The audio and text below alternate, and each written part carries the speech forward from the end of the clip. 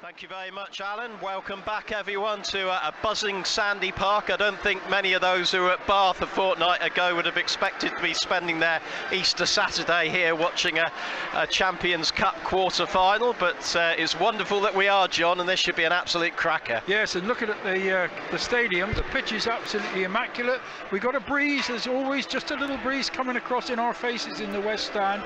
The music is starting to blare out. The floodlights are on. Here comes the Stormers, and look at the packed East Terrace and the East Grandstand over there. 12,500. The club's done brilliantly to sell this game in 4 days and get all these people packed in, all the food, all the drink, obviously all the extras as well. But here come the teams now. What an atmosphere. Ruin Nell has led out the Stormers, making his 50th club appearance for the Stormers. I was expecting Johnny Gray to lead out the Chiefs on his 50th Champions Cup appearance, but instead it was skipper Jack Noel. We've got a wonderful mix of colours out there today. The raspberry European kit of the Chiefs up against the Stormers' normal first choice royal blue and white. And with yellow-shirted officials, it's like an explosion in a paint factory, John. Yeah, and I tell you what, there's quite a few people that have come over from, well, there's quite a few people here supporting the Stormers. Yeah, there's a few blue and white shirts, aren't there? And there's a lot of flags flying in the Southwest Com stand, and I saw quite a lot in the East Grandstand, so I'd imagine it's more likely people already based in the UK, but that's only a guess, obviously. But I shall run through the two sides when we get a stoppage in play, because we're about to get underway here. The referee is Frenchman Matthew Reynal. He refereed the Leicester-Edinburgh round of 16 game last weekend. Exeter Chiefs were playing from left to right in this first half. As we look out from the main grandstand, it's Henry Slade who gets us underway, and it was a delicate little sort of chip kick there, just over the 10-metre line. Unusual that, normally teams kick deep, don't they, John? And it was meant for Ollie Woodburn, who was doing the chasing, and it went about 12 metres. He managed to get into the air, but it was the Stormers that had come away with the ball, and that's a huge high box kick. Herschel Yankees, the scrum half, putting up the box kick. Extra have knocked on, and it's free ball here for the Stormers, who drive that over the halfway line. Back to Marnie Lebock, the fly half. That's a loose kick, and Jack Noel has taken that inside the Stormers half. Referee had obviously deemed that was advantage over when they kicked the ball. Will Beckinsale, the young scrum half, feeds Scott Seo, one of the try scorers last week. Oh, he stopped right on the gain line by the South African prop. Kirsten against his fellow countryman. A lovely loop pass out to Sam Simmons, who was man of the match last week. There's offside against the Stormers. Free ball for the Chiefs. Frost onto Johnny Gray. Well, a confident start from Exeter. They got a penalty, but they wanted to run and get more points, but the referee comes back, no advantage.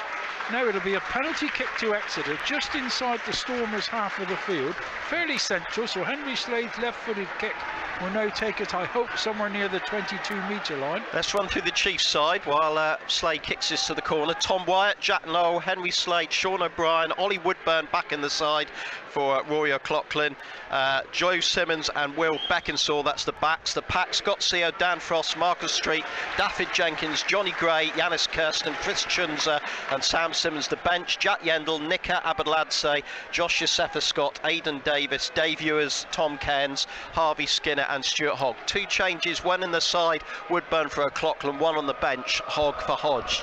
Slade has put that 5 metres into the 22. Exeter with this line out. Frost, that's been stolen by the Stormers. It's loose ball, it's mopped up by Yankees, who feeds Sibalo Sanatla, the former South Africa A-team winger. And Stormers back on their line with Joe Dwebber, their hooker, trying to drive the ball on up to the 5 metre line. That's a great pity. The first line out was just tapped back by the Stormers, but he hadn't done too much damage. I'm sure they're going to be putting a kick now probably towards where we started from. Yeah, Exeter will get another chance to throw in almost exactly in the same place, and this is where obviously Frost, the Exeter hooker, just got to judge the wind, because it's very gusty, isn't it, today? The adrenaline is flowing. First line out throw of the game, he was very keyed up, and it looked a decent throw, but just a big hand went up from the Stormers and got it back. Here comes the line out again. That's gone to the front for Sam Simmons this time. Feeds Will Beckensaw. Long pass out to Henry Slade. Joe Simmons delayed the pass there, and the ball has been intercepted, but Jack Noel has got his mitts on it. It's a knock-on advantage against the Stormers, midway inside the Stormers' half. Joe Simmons floated pass out to Ollie Woodburn. Woodburn, bit of space to run in, takes it up to the 22. Ruck ball, Beckensaw to Kirsten. One-handed, drives into the wall of blue and white shirts. Beckensaw again. This game already been played at a frenetic pace. Terrific rugby this is. Exeter's second row and back row involved, handling the ball. Kirsten again. Floated pass by Tom Wyatt out to that wing. Just inside the Stormers 22. Kirsten again getting through so much work early on. Dan Frost this time. Beckensaw. Joe Simmons. Johnny Gray, I said, making his 50th Champions Cup appearance. Beckensaw lost his footing there, has fallen backwards, still gets the ball away to Shunza. This is great rugby. Exeter continuity is brilliant. They're not getting over the gain line, but they're making big double hit there on. Yeah, the Stormers are able to make lots of tackles.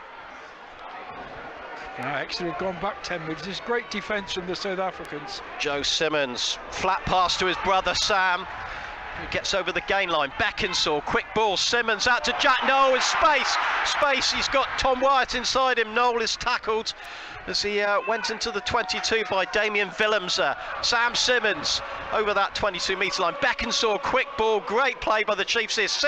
Joe Simmons to Woodburn, to Daffyd Jenkins, to Johnny Gray out to the wing. I think that's Sean O'Brien. Forward pass, wasn't it? Oh, what a shame. Beautiful hands there from the Chiefs. Yeah, the last pass has gone forward, but the crowd clapping in appreciation. Jack Noel's got an injury. He's gone down on one knee right in front of us, but I think it was definitely, I thought at the time, I think it was Johnny Gray's pass that just went forward, but they managed to open up an overlap, and they actually managed to get the ball quickly out to the left wing. It was a pity that it wasn't a winger out there, but it's not looking good for Jack Noel. Looks like is it a knee or a calf? Possibly a knee, right knee. Well, he had a few bumps and bangs last week as well, and he played gamely, stayed on and played till the end. But let's run through the Stormers side. So Damien Willemser is the fullback, Suleiman Hartzenberg, Ruan Nell, Dan Duplessis, Sibelo Sanatla, Marnie Lebok and Herschel Yankees is the backs. The pack, Stephen Kitsoff the skipper, Joe Dweber, Franz Malherber, Ernst van Rijn, Marvin Orry, Junior Pocamela, Ben Jason Dixon and Marcel Thieneson, and their bench is JJ Kurtzer, Ali Vermark, Neethling Foucher, Gary Porter, Willy Engelbrecht, Hachiver Diamani, Paul DeVette and Clayton Blomages. Jack Noel is on his feet and he's walking to his position. Moving brilliantly, is he? No, he's looking a little bit gingerly the way he's walking, but that was a great pity. That was a forward pass because Exeter got into the 22. They did have an overlap. Johnny Gray's pass, I think, was just adjudged forward, quite rightly. First scrum of the day. This is going to be interesting. An all Springbok front row for the Stormers of Kitsoff, Dweber and Malherber. These boys are used to winning World Cups, let alone championships and Europe games. Up against CO Frost and Marcus Street. Oh, we're not going to see a first scrum because it's a free kick to the Stormers for early engagement by Chiefs. No, they might choose to just boot this one in the air. They've had two goes at box kicks and one was very good. The other two with the breeze didn't do so well. But this one now is going to put distance on it and probably massive height. Leinster beat Leicester last night in Dublin, and this afternoon Toulouse have thrashed the Sharks from South Africa 54-20. So Leinster and Toulouse will meet in one semi-final, and the winners of this game will play either La Rochelle or Saracens. It's the last weekend in April, and the venue will be decided depending on which one of these two teams win, and or same tomorrow as well. Woodburn, long floated pass out to Jack Noel. How's that knee? Well, it looks pretty good. He stepped off his right foot there to beat the tackle of Willemser. Sets up ruck ball. Beckensaw, Frost to Sam Simmons. Tackled by Sanatla. It's got a bit of a tale about Sanatla when we get a break in play. Gray to Shunza.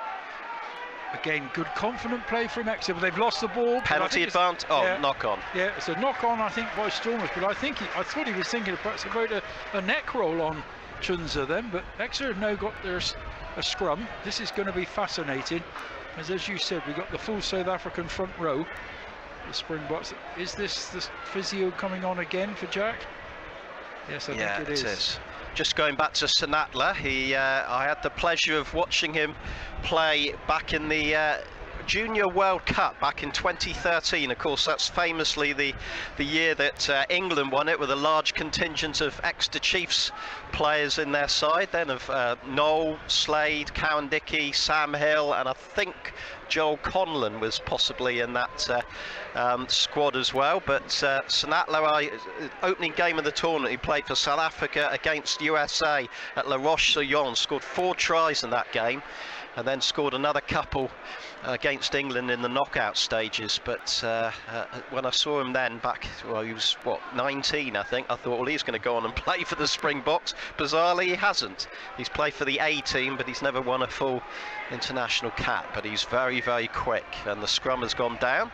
Yeah, we're still waiting, obviously, for the ball to go into the scrum and for it to come out. The first scrum ended up with a free kick to the Stormers.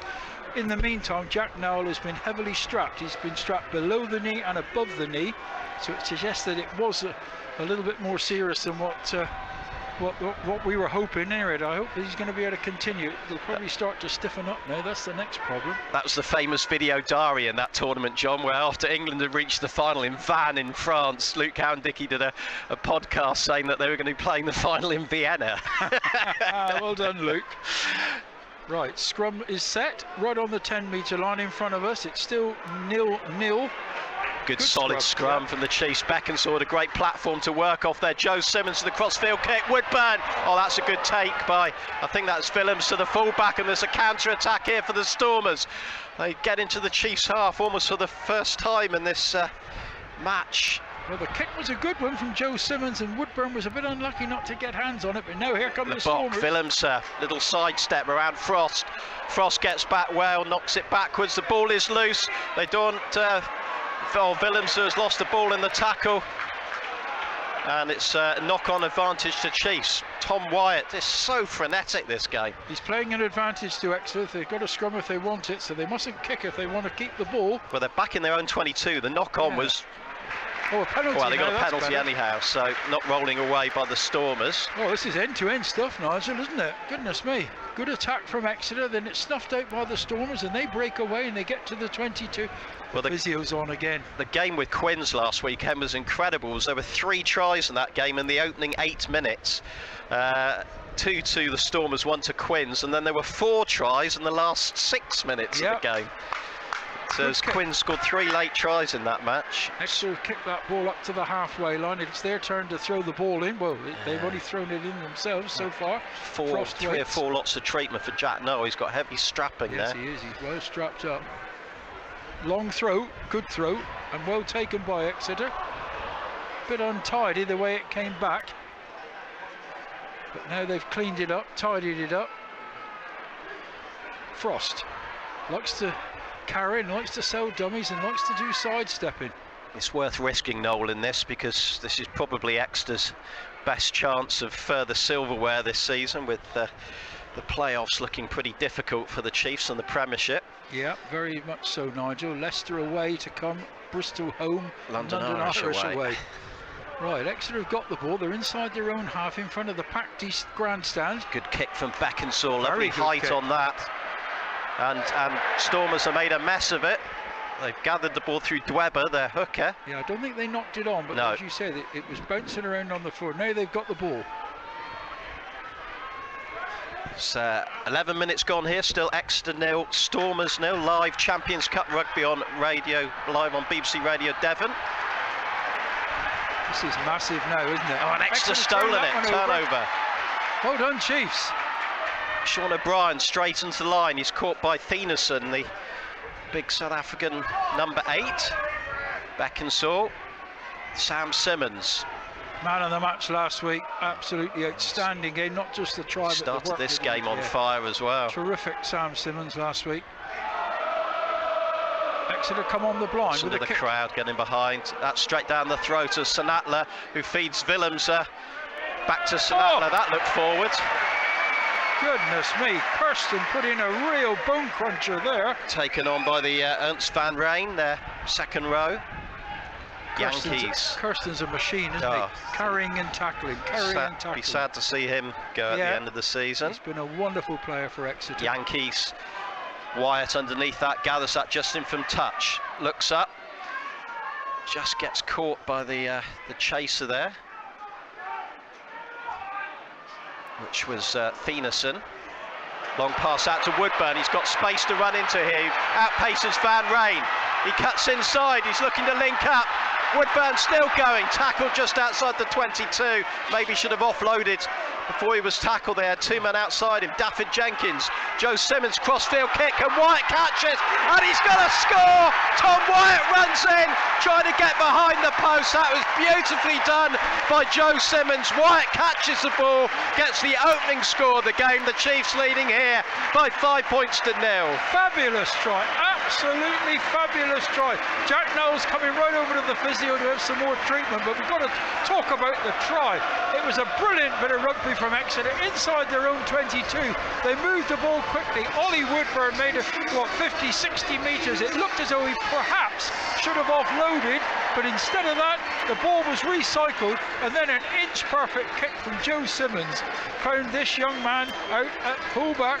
This boy Tom Wyatt, playing for North Petherton and Taunton not long ago. He's learning his trade. He's been out on loan with Pirates and Plymouth Albion, and my word, he's a talent for the future. He caught the ball, nobody was going to touch him.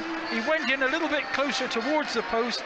Joe Simmons now has got the chance to add the 2 points, but that was top draw rugby, absolutely first class stuff, and my word, Nigel, this crowd was on its toes.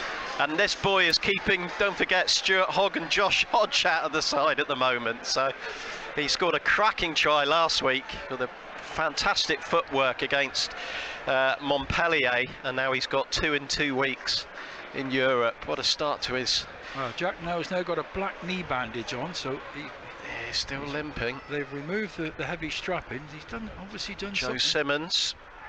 Good Kenny pick. judged the win beautifully. 7 points to 0 to the Exeter Chiefs, just what they wanted, and that's good reward for some of their early play in this game. 15, just shy of 15 minutes gone. Well, good reward as well, Nigel, for being sort of adventurous. The kick across field, and the pass to Woodburn, then the kick across field. It's all very, very, very high risk rugby, and it is intelligent rugby, but it's also very skillful stuff. These boys are cracking rugby players. They're not in the Premiership for nothing. It's great having Joe Simmons back in the number 10 shirt, pulling the strings after being out in the cold for a while. Henry Slade gathers the restart kick, hammers that downfield. Willemse catches that, puts in a little high up and under. He's going to try and get underneath this. Kirsten gets their first ball mopped up by Dan Frost. They're all offside, the Stormers. They didn't retire. They were within 10 metres of where the ball landed. If you're within 10 metres, there's nothing you can do but retire, and they just stood still.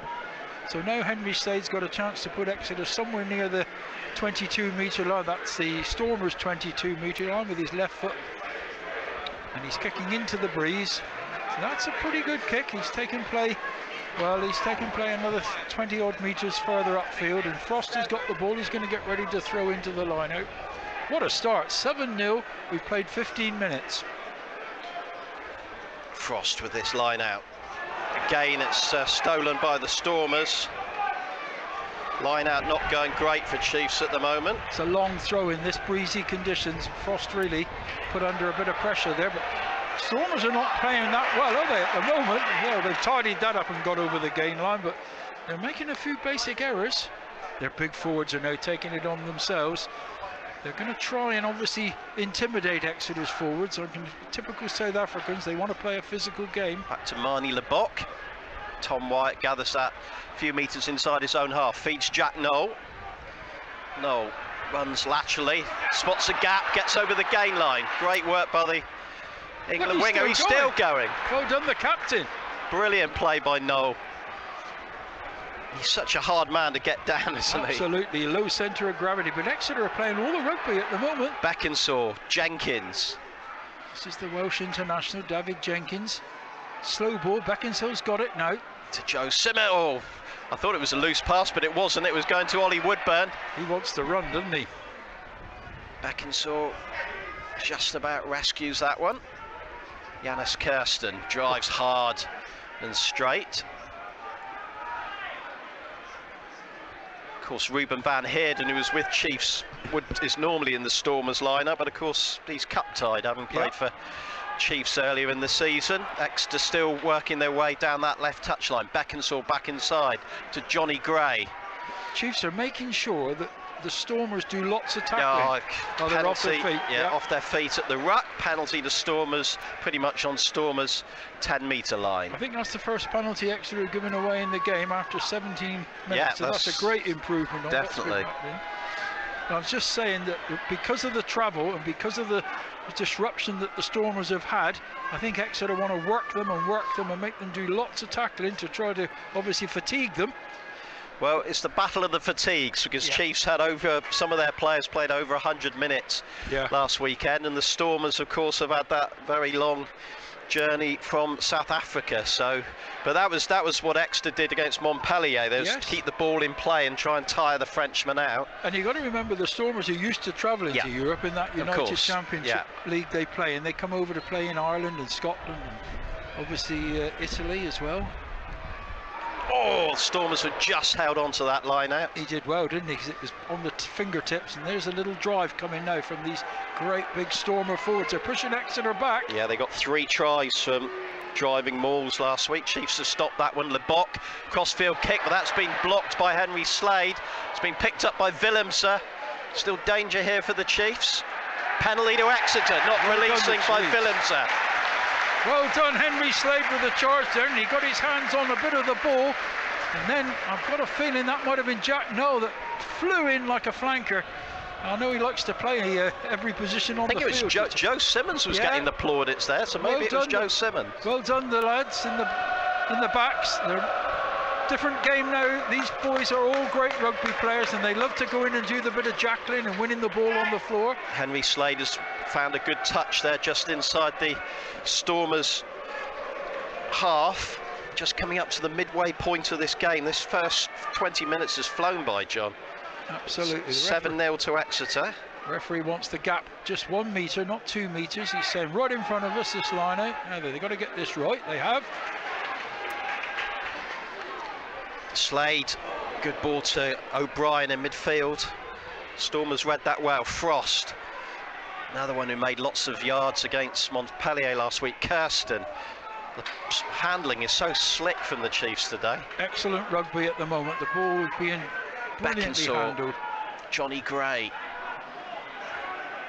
Jenkins doing the clear out. Beckinsale, Joe Simmons switches back, puts boot to ball and puts in a lovely kick. That's a beauty from Joe Simmons. Puts Stormers back midway inside their own 22.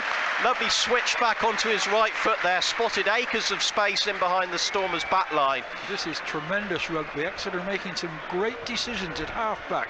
That's where the and it was a 50-22, of course, wasn't it? It's Exeter will get the throw in. I was thinking he was inside their Stormers half, but no. They know this ground like the back of their hand, the Exeter boys, and they obviously know the breeze as well. And they've kicked that one through Joe Simmons. Now then, Exeter, you've got to win this line out, and let's see if we can get a little drive on and see if we can get some good ball going forward. Good take by Shunzu at the front. Oh, they move it quickly. Back to Frost, to Slade. That's a training ground move. Hope Slade's all right. Took a bit of a bang there.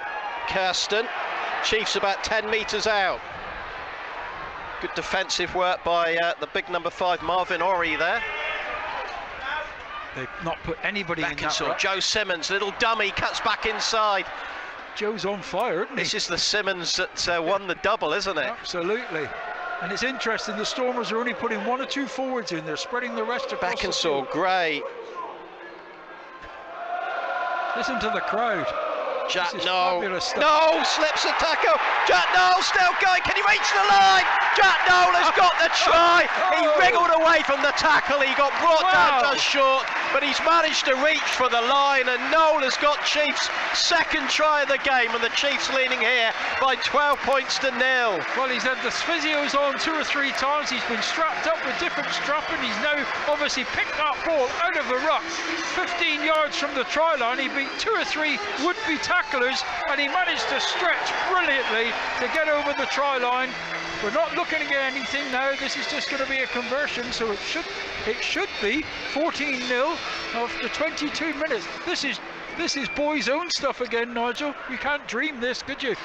Well, Montpellier were 12-0 up early on here last week, so it was a long time to go. It shows how quickly a game can change, but this has been a dream start for the Chiefs. Joe Simmons adds the extra 2 points. Exeter 14, Stormers 0. This is absolutely fabulous rugby. When you think what we're playing against here today, which is half of the Springboks national side, who are the world champions, and you can say anything you like about their troublesome journeys and their flights and their fatigue, and I'm told that it's only 1 hour difference in time. It's kick-off here with 5:30, that's 6:30 in Cape Town. But this is a wonderful start from the Exeter Chiefs, and so far, so good, and their defence so far has been good. Here comes the Stormers. We know they've got a lot left in the locker. They're certainly looking like a shadow of the team that put Harlequins away last week at the moment. But there's certainly a long way to go in this game. Absolutely. Beckinsale, Kirsten. We played a quarter of the match. Exeter Chiefs 14, the Stormers 0. Beckinsale waits. This is the boy who's the nephew, of course, of the Beckinsale that used to play for the Leicester Tigers.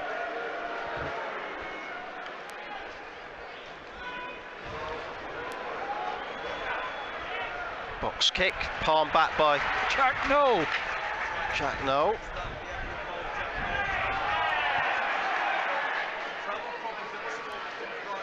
Kirsten again.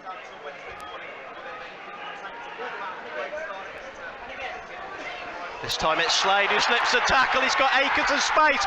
Oh, why did he kick? Oh. Why did he kick the ball? I don't know. He had support left and right. Yeah, both sides. Oh.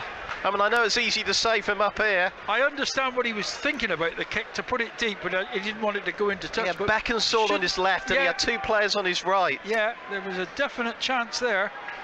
Oh my word.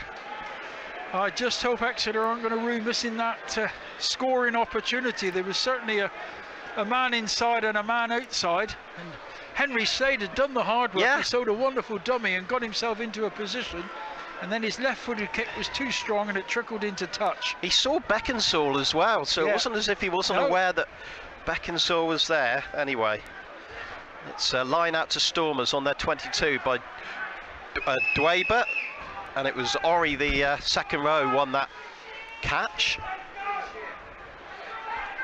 Slow ball for the Stormers on their own 22. They'll probably box kick this one now. They've barely been in Exeter's 22 so far, have they, the Stormers? True. 25 minutes gone. Slow ruck ball. Yankees with a box kick. Noel racing up, calls for it. I think he knocked it off. Yeah, he was battling there with Sanatla, the winger. Well, he shows he's human, doesn't he? No, he's asking the referee something. Well, he's the captain. Yeah, and he's quite entitled to it. He'll be a bit annoyed with himself for the knock-on. So 14-0, 25 minutes gone here. You're not missing anything at all. The referee's talking to the 2 front rows. Joe Simmons is talking to his captain. There's a few Stormers players with hands on knees. They look a bit tired already, don't they? Well, when you're 14-0 down after 20 minutes, your mindset is a little bit not quite right, but they're a very experienced group of players, and they've all been here before in very important games. Here comes the scrum. This is where they'll want to put pressure. There's a free kick now to the Stormers. Just as well, because I think Marcus Street collapsed it this side. That probably, if he hadn't blown for the early engagement, that probably would have been a penalty. Yeah, look, you're probably right there, Nigel. Dweber's, they're going for another scrum. Yeah. Well, that's okay, because it's going to, if you're feeling a bit fatigued, it's going to take even more out of you. Yeah. Yeah, the referee's just having a word with Marcus Street. Probably saying what you said, if it hadn't been already given the free kick. The Stormers... He's up against Stephen Kitsoff, who's won, 71, sorry, caps for South Africa. Yeah. The Stormers replacements have just come back from doing a bit of gentle stretching off and a little bit of warming up. So Kitsoff, the Stormers skipper. Yankees. As always, never a straight feed. Oh, it's gone down. Yeah, it's gone down, and already now the referee is starting to Marcus Street look on this side. Yeah. They just got a little nudge on, didn't they? And we went in at the wrong angle there, possibly. It's very difficult, very difficult. Well, as I said, he should have been pinged for the first one. So yeah, the first one looked worse than the second one, actually. Justice, I think Will Beckinsale's got a bit of a stinger. He keeps flexing his fingers and his... Right. So... That's a superb kick. Jack Knowles Whoa. kept it in, though. He's kept it in, well done, Noel. Feeds Tom Wyatt back on the 5 metre line. And he's left-footed, of course. That's going to be caught by Lebock, who feeds Willemse. He's dangerous if you give him space. Yeah, wonderful rugby player. Well, it looked a fabulous kick. It was right onto the corner flag, but Jack Noel kept it in. Just playing with a bit more zip all of a sudden, the Stormers. Yeah, they've found a bit of life, haven't they? Yankees, Lebock. Pass out to Duplessis, to Sinatla. Good tackle by Tom Wyatt. He's knocked it on. And he's knocked it on. Great by Wyatt again there. Well, And Beckinsale. Yeah, Beckinsale stripped him, I think. Yeah, well done, Wyatt and Beckinsale. Two of these young lads that have come to the fore since this wonderful performance against London Irish in the Prem Cup. Yeah, it was Wyatt's tackle and then Beckinsale stripped him. Yeah, well done. Exeter have got a scrum. Now, what they mustn't do here is give away a soft penalty. Yeah, Marcus Street needs to get this one right. Yeah, and the referee will have his card marked now. Yeah, so. you're right. Top referees that we have in these competitions, quite right. Matthew Reynaud is very experienced, very French good referee. Yeah, top man. Now then, scrum in front of the West Grandstand here at Sandy Park. Chiefs leading 14 points to 0, just on the 5 metre line. So the Stormers have got a massive amount of field to operate in, the backs. Football's Premier League, 27 minutes gone. Southampton 0, Manchester City 0. That's a good shove from the Stormers. Exeter have got that way quickly, though. Beckinsale's pass found Joe Simmons, who feeds Henry Slade, who hammers the ball in behind the Stormers' defence. And they've knocked the ball into touch themselves. Well, the winger made a complete mess of that. I think it was Willemse, actually. Yeah, I think it was. And that's going to be... Exeter's throw into the line out. Did he kick that? That class of 50-22? Well, I don't think it's quite inside the 22, but it certainly did Exeter throw almost on the 22. It was about 2 metres away from going the other side of the flag there. Here comes the line out. It's the long one over the top. Taken by Sean O'Brien. Feeds Ollie Woodburn. Woodburn sidesteps the player, and he's got the 3rd try. Ollie Woodburn has finished off that training ground move. The long line out. O'Brien took the ball, feeds Woodburn, and Exeter in dream world here. Exeter 19, Stormers 0. We played half an hour. Are they going to look at the grounding? Ollie Woodburn did ever so well. It was a brilliant training move where they obviously throw the ball right over the line out, taken in the middle. Woodburn actually ends up with the ball, and he sidestepped and he ran about 15 to 20 metres. And when he got to the try line, which he was half stopped, he was slightly impeded. I'm not sure whether they are going to check the grounding. Are they looking at something? Don't think so. Don't think so. No? Matthew Raynal is certainly showing no interest in the screen. What a fabulous move. Fantastic. 19. Well, we've seen that move plenty of times, John, but it was obviously a new one on the Stormers, and Joe Simmons slots the Extras.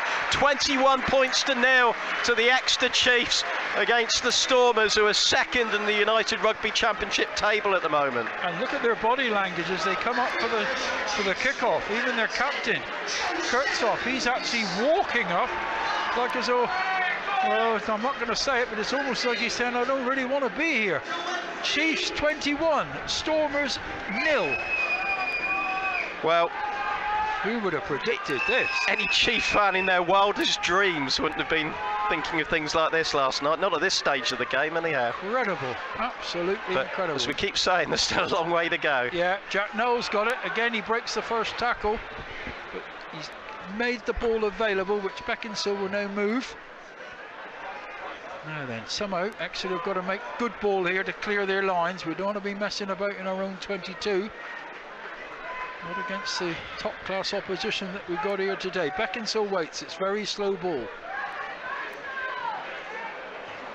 Punches it up into the, I think it's gone into touch. Gone straight out, but I think the wind got hold of that a little bit, but at least it's safely into touch, and that's Beckinsale's had a great start to this game. Yes, he has. Very quick passing, very good tackling. making the right decisions. The South Africans look to be in 6s and 7s. Brilliant. They did this against Quins last week. They took too long over forming the line out. They got free kick last week, and Matthew Ray now, no doubt he watched that last week. Yeah. And he's done exactly the same. They're having a bit of a huddle there, and he said, free kick to Exeter, you took too long. I think he was the referee that gave the controversial one in the Australia-New Zealand game. Sanatla gets clobbered there by, I think it was Sean O'Brien. No, it wasn't. O'Brien's in the middle there. It was Frost, wasn't it? Yeah. Brilliant tackle. So now the Stormers find themselves nearly in their own 22. They're in their own 22 now as they move this one out. Woodburn leaves it for Wyatt, takes that comfortably, almost on the Stormers' 10-metre line. He's gaining in confidence all the time. Penalty to Exeter. Now we mustn't panic. We're not going to start tapping and going. I think Joe Simmons wants the ball. He wants to kick the corner. If it wasn't windy, I'd go for the posts here. Well, but possibly. Yeah, he's looking. Put them 4 scores clear. Well, he's having a good look at the post. It depends how the wind is. Yeah, good decision. Yeah, well done, Nigel. You called that one right. I thought they were just going to kick into the corner, put more pressure on the Stormers. There's a man down getting some attention. It's how strong that wind is. That's the question. He's 42 metres out. He's in front of the posts. Well, it's a swirly wind, but he had been practicing here all week. Of course, I think it's. Oh no, it's not. Who is it who's injured? I thought it was a minute ago. It was Kitsoff, but it's not. He's still there. I think it might be Mal Herber, the tight head prop. Yeah. Who's just getting patched up. He's got 2 physios on the field with him. They're checking him. Could be a head injury assessment, or they're checking the neck. So if he can kick this, that'll be 4 scores clear, the Chiefs. Well, this is incredible rugby. This is a difficult one. They're in good conditions, or non-windy conditions. But he obviously he thought about it, didn't he? He thought long and hard. And he's the man to make the decision to say to his captain, yes, I can do it. The crowd will tell us whether this is on course or not. Joe Simmons. He's hit the post.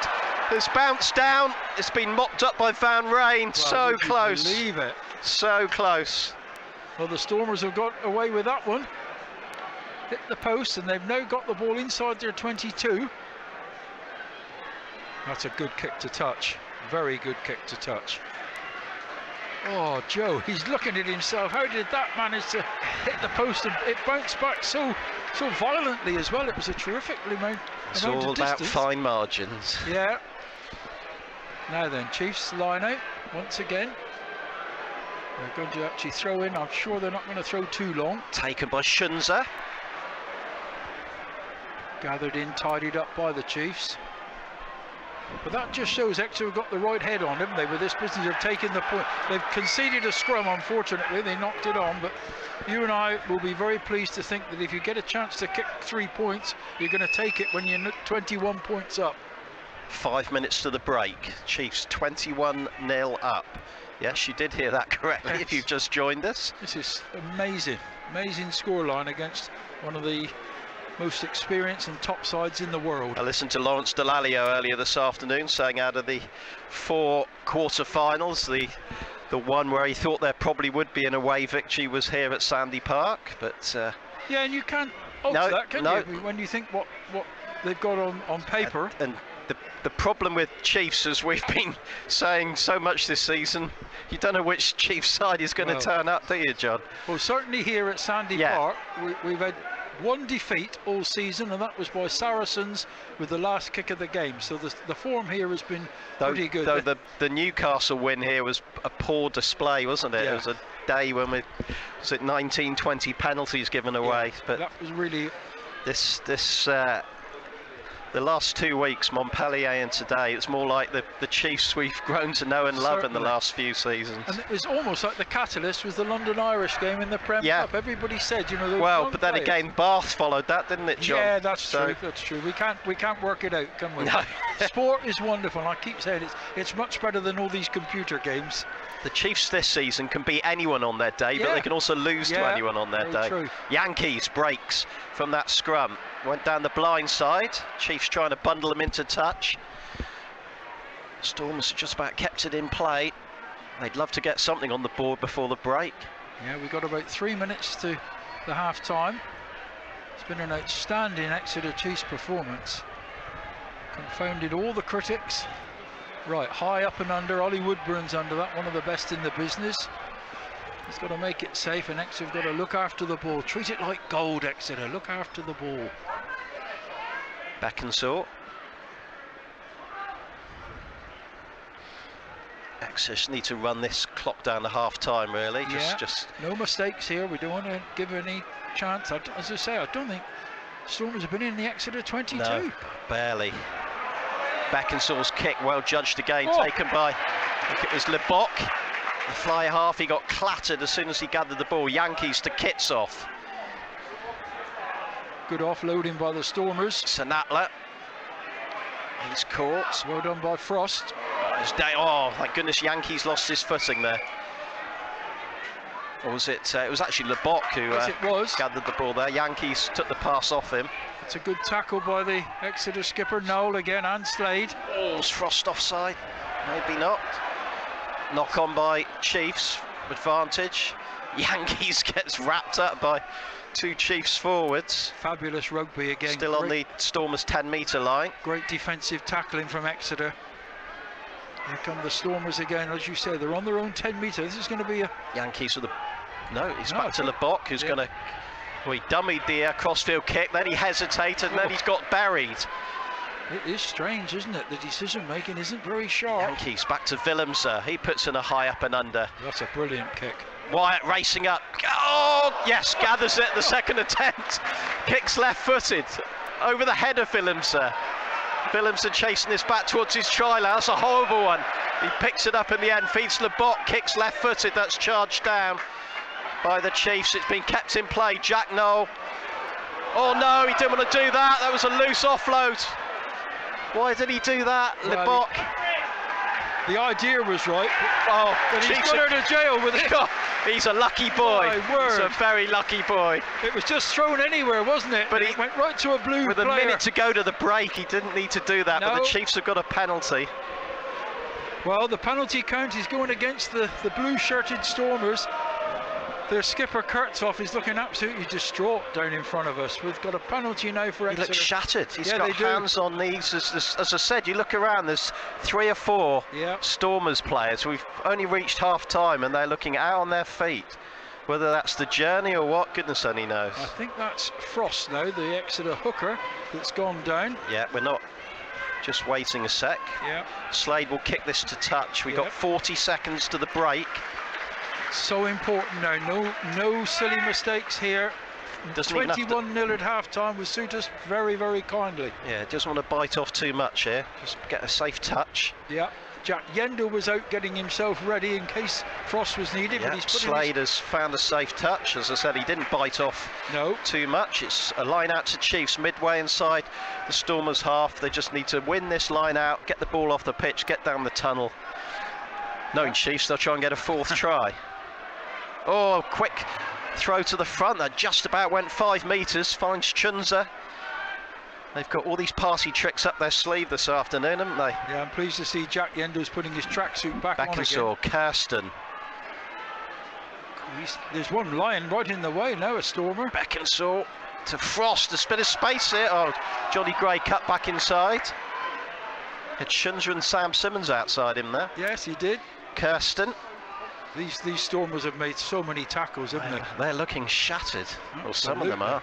Yeah, penalty the Stormers. I'd rather Chiefs just got the ball off the field there. Yeah, we don't want them kicking up to the 22 and ended up with putting Exeter under pressure now, right on the stroke of half time. Just saying about Jack Yendall, he had such a wonderful finish to that game. He was dying to get on them when Frost was getting attention for the injury. The Bok, that's a safe touch finder. So Chiefs still got some defending to do here. Yeah. Line outs to Stormers midway inside the Chiefs half.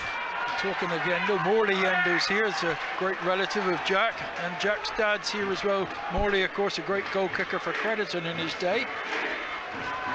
Football's Premier League, it's still Southampton 0, Manchester City 0. 42 minutes gone there. Referee not happy with the line out spacing. But at least the Stormers aren't having committee meetings now when they were penalised. They've learnt that lesson. Absolutely. Here Dweber, the hooker, taken by Van Rijn. And he breaks away, Van Rijn. Jack Noel has got some tackling to do. He wraps his arm around the big 6'4" second row. The ball's gone loose. Knock on. That Well must done, be Jack half Noel. time. Well, Jack Noel's had a fabulous first half. He's got an injury. What's his knees are strapped. hang on. No.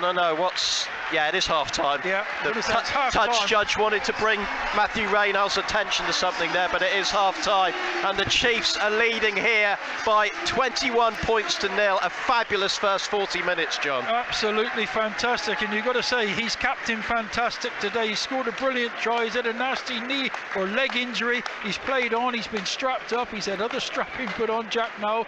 He's done some wonderful things, and there at the end of the game when he did his back pass, it looked as though it was the wrong decision. But anyway, the line out, which was the penalty came. The line out was thrown in, and the great big South African second row forward shundled up towards the try line. There was Jack Noel to pull off a brilliant tackle and win the ball. Half-time score: Exeter Chiefs 21, the Stormers 0.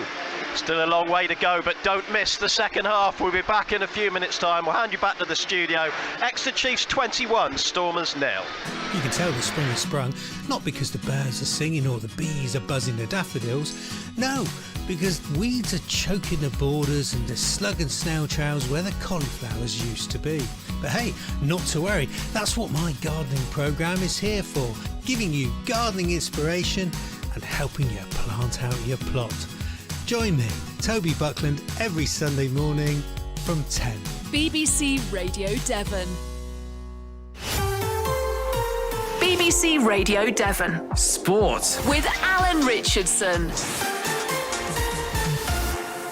So, half-time at Sandy Park, and it's the Exeter Chiefs 21, Stormers 0, and we'll be back in plenty of time for the second half there. Now, Exeter Chiefs Chief Executive Tony Rowe was among Michael Checker's guests on yesterday's breakfast programme and didn't pull any punches about just how hard the club had been hit by the COVID pandemic. It's been tough. I mean, no bones about it. I mean, the pandemic cost us about £16 million.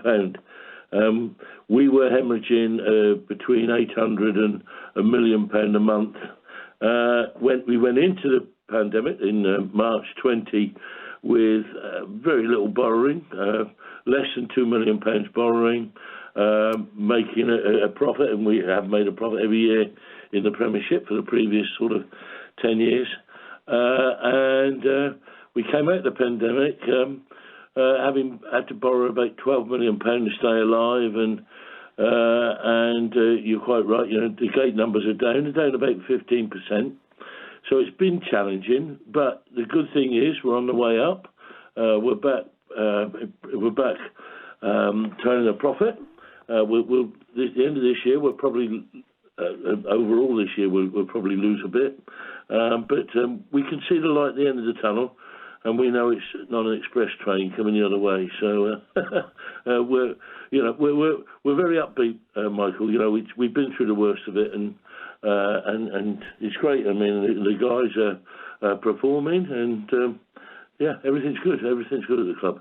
Let's look ahead then. One of the things that the Chiefs have always done really well since you got to Sandy Park is you've made it about more than just the rugby. You've done well in banqueting and trying to make sure the stadium is used all year round, conference hosting and so on as well. This year, you're expanding into the music business, I understand. What's going on? Yeah. Well, again, to try and balance the books, because at the end of the day, we're a members club, and the business has to make a profit.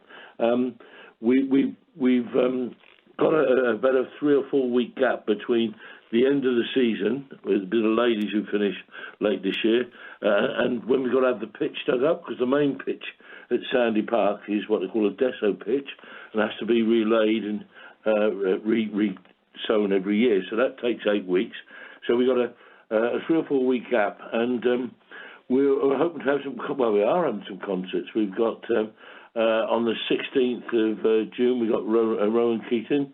On the 18th, we got Rick Astley. 24th of June, we got Will Young. And on the 25th of June, we got Gabrielle and Soul to Soul. So it'd be really different to see a big stage at one end at Sandy Park and lots of people on the pitch sort of enjoying music. It'd be fantastic. Would you like to try and see this expand in the future? I mean, I know Home Park in Plymouth, of course, in the past has hosted the likes of Rod Stewart, some really, really big names. Yeah, I mean, we will only ever get, Michael, we'll only ever get a couple of weekends or 4 at the very most in that period in the summer when we played the last game, and like I said, we need 8 weeks to dig up the pitch and regrow it. So, and we start again. Most seasons we finish early June, and we start again in early September. So there's only really about a 10 or 12 week gap, and we need 8 of them to regrow the pitch. So, we're just hopefully just going to have a couple of weekends every year in the middle of the summer, which would be great, fantastic. I mean, it's a purpose-built arena here at Sandy Park, like Home Park is, and we've got all the facilities to host thousands and thousands of people. So it'd be good to see it used for that. Exeter Chief Executive Tony Rowe talking to BBC Radio Devon's Michael Checker. Now, we heard from earlier in the programme, but let's hear a bit more from Henry Slade, who's going to be one of the longest serving players at Sandy Park next season. In the changing room at the start of the season, we have you get to choose your seat done on how many appearances you've had. Obviously, the most appearances gets the first choice in the seat down to the bottom. And there's an area which is reserved like the 10 biggest spots in the change room. Obviously, normally the 10 highest cap people get those spots, and next year 7 of the 10 are leaving. So it's going to be a bit of a change up that end of the changing room. Yeah, we're going to have a few. I'm going to be one of the old heads. Don't like it. Who are the 3 that are staying? Myself, Yendall, and Alec Hepburn. Wow. So we'll have a few up there. So I think Devo will probably move up. Johnny Gray, maybe Scotty CO, count their caps. These guys have really just signed, haven't they? Wow. Yeah. Well, international cap count as well. So international. Okay. Sure. Yeah. You're in good company. All changed. We'll have a good corner still. We'll have a good corner. And is that where Saturday becomes massive? Just absolutely huge. I don't want to pile on any more pressure and emotion, but this is kind of your season could be made or broken on Saturday. Yeah, well, I was sort of touched on a little bit earlier in terms of some of my best mates in life and in rugby are in this team and won't be here next year. And we want to send those boys off on a high. We've had obviously an unbelievable 10, 12 years playing for Chiefs together, and see some of these boys go is going to be sad, and it's going to be a different place next year, but definitely a massive motivation to send those boys out having won something again. Exeter Chiefs centre Henry Slade. Stay tuned to BBC Radio Devon Sport. We'll have the whole of the second half of the Chiefs against Stormers coming up shortly. I'm Elise Evans. And this is Niall Horn. This Easter, we're going to be meeting our Make a Difference award winners. The incredible people in your local area that are making a difference. I lost my husband back in 2019. The award's quite special because he kick-started it off, really, because he set me a challenge to repay the hospice. So he worked out that the 5 weeks he was there would have cost £17,000. Wow. So he was like, can you just raise that for me, babe? I'm so glad to be a part of this, to hear these stories. Make a Difference, the award winners. We spend so much time just going on with our own stuff, and then you've got people like these that are constantly thinking of everyone else. Easter Monday from 9 a.m. And on BBC Sounds. BBC Radio Devon. Sport. With Alan Richardson.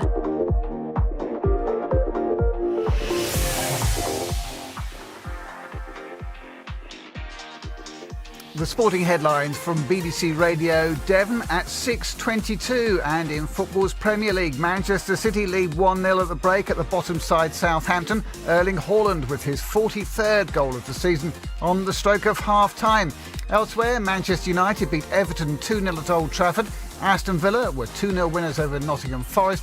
Brentford lost 2-1 to Newcastle United. West Ham won 1-0 at Fulham. Leicester City lost 1-0 to Bournemouth. Tottenham beat Brighton 2-1 thanks to a late goal from Harry Kane. And Wolves beat Chelsea 1-0 at Molineux.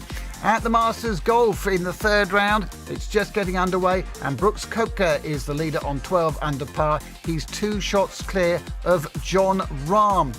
In the basketball, Plymouth City Patriots trail at the end of the first quarter. At the bottom side, Surrey by 25 points to 23. The Scorchers have won just 3 games all season. In rugby union, the Leicester Tigers weren't able to book their place in the semi-finals of the Champions Cup. They lost by 55 points to 24. Better news at half-time at Sandy Park, though. The Exeter Chiefs are 21-0 up at home to Stormers. Joe Simmons crossfield kick and Wyatt catches and he's going to score. Tom Wyatt runs in, trying to get behind the post. That was beautifully done by Joe Simmons. Wyatt catches the ball, gets the opening score of the game. The Chiefs leading here by 5 points to 0. Jack Noel slips a tackle. Jack Noel still going. Can he reach the line? Jack Noel has got the try. He wriggled away from the tackle. He got brought down just short, but he's managed to reach for the line, and Noel has got Chiefs' second try of the game, and the Chiefs leading here by 12 points to 0. Here comes the line out. It's the long one over the top. Taken by Sean O'Brien. Feeds Ollie Woodburn. Woodburn sidesteps the player and he's got the third try. Ollie Woodburn has finished off that training ground move.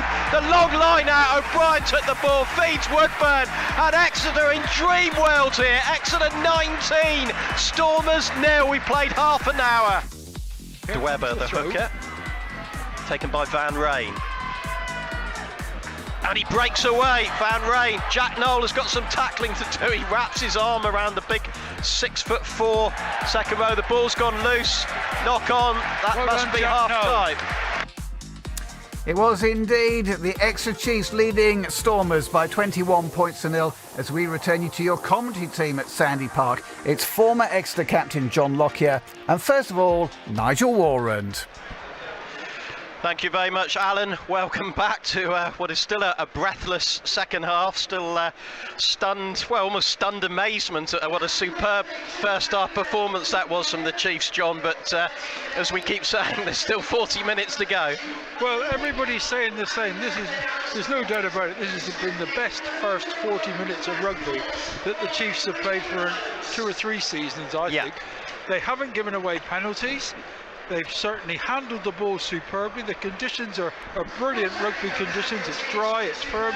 There's a strong breeze, as there always is at Sandy Park, and it seems to be getting a little bit stronger. But they've played all the rugby, they've done all the tackling. Their commitment has been fantastic. They know the laws of the game, so they're not giving away penalties.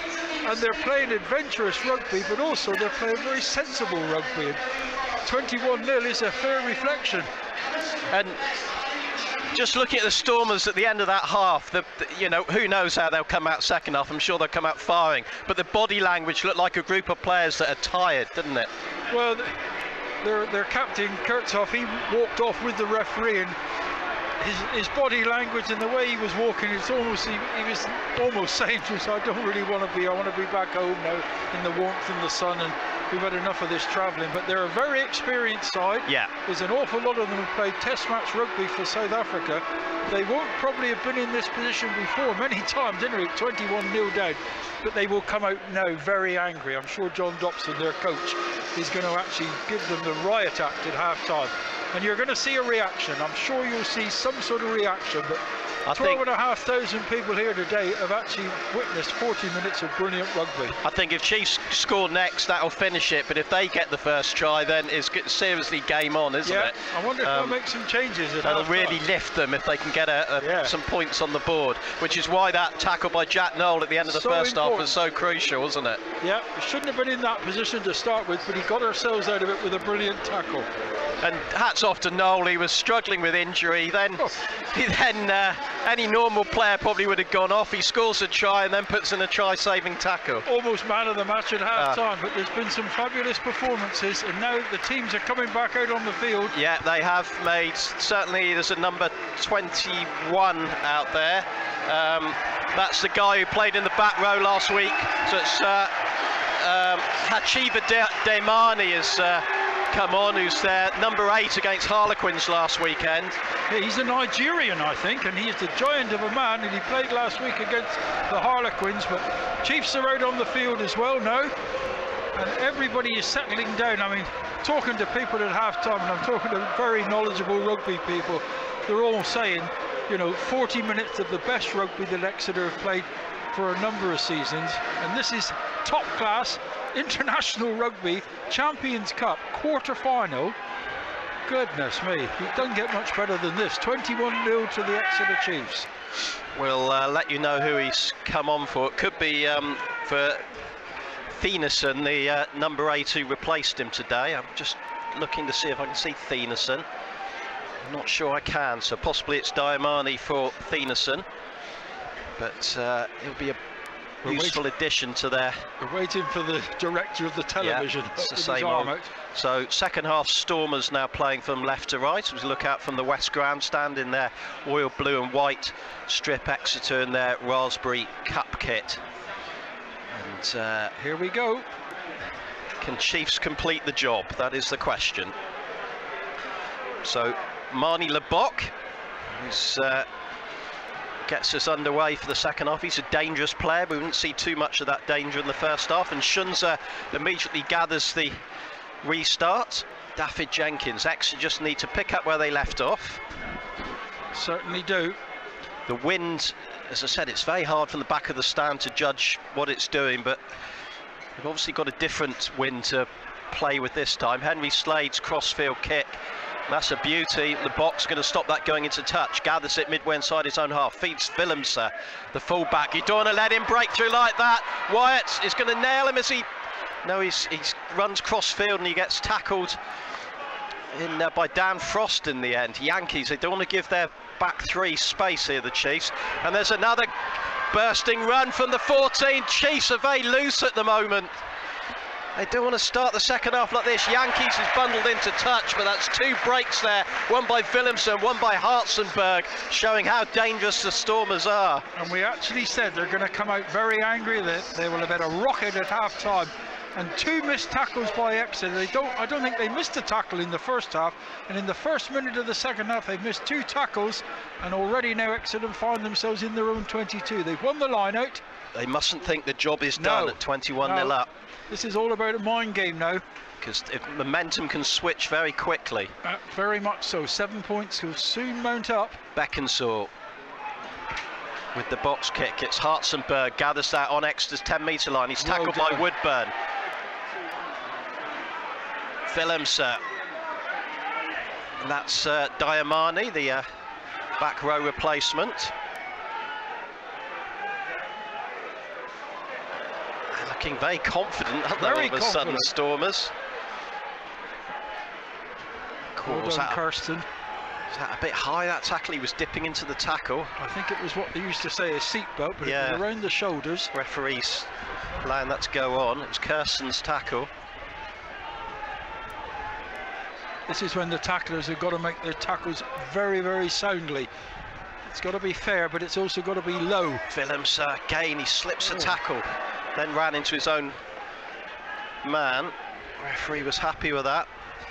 Box kick downfield, gathered by Woodburn inside his 22. He hammers it downfield. That's a good kick. Into plenty of space. Libock has to chase this back into his 22. Woodburn runs up to put everyone on side. Libock, tackled by Woodburn. He's having a great game, isn't he, Ollie Woodburn? Yeah, he's really hungry. As I said, as Rob Baxter said, leaving O'Cloughlin out was a big call, but Woodburn, as long as he was fit, had to play, really. Of course he did. He's been our most outstanding player over the last year or two.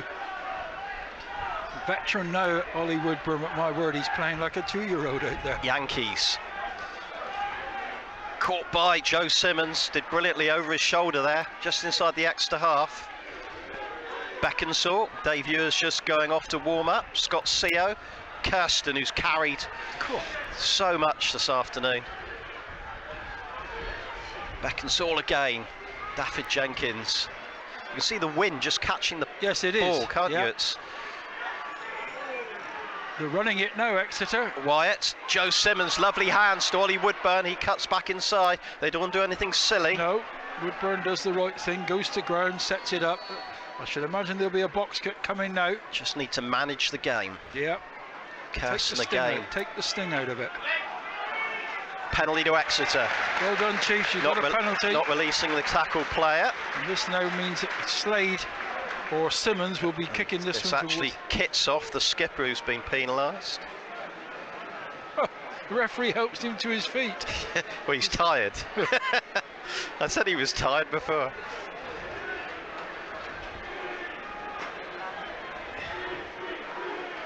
Good kick from Joe Simmons. He really is having a marvellous game. Last week he was outstanding, Joe Simmons. Today he's carrying on where he left off last week. Now then, Foster's got the ball in hand. It's going to be an Exeter throw into the liner on the opponent's 22. Listen to that crowd, fancy. John. Yeah, terrific. Now, the catch by Sam Simmons, driven a little bit. Exeter move the ball through the back. Slade, Woodburn, he's broken the tackle. Eventually brought down just inside the 22. Beckinsale again, Joe Simmons. Wyatt, sorry. Simmons again. That's O'Brien juggling with the ball just outside the 22. Exeter are confident, aren't they? Sam Simmons goes through. Sam Simmons heading for the try. Whoa. Sam Simmons gets the bonus point. Try underneath the uprights. Surely that's finished this game off. Exeter 26, Stormers 0, and it's Sam Simmons with the try. Well, that was made in Teignmouth and born in Teignmouth and actually scored by the Teignmouth man. A wonderful try that was. His brother started it with that fabulous pass, and the kick to the corner from Joe Simmons, then the pass. Exeter ran the ball to the right, and then you had brother Sam Simmons. He burst through from the 22-metre line. Once he'd made the half break through the tackle, nobody was going to stop him.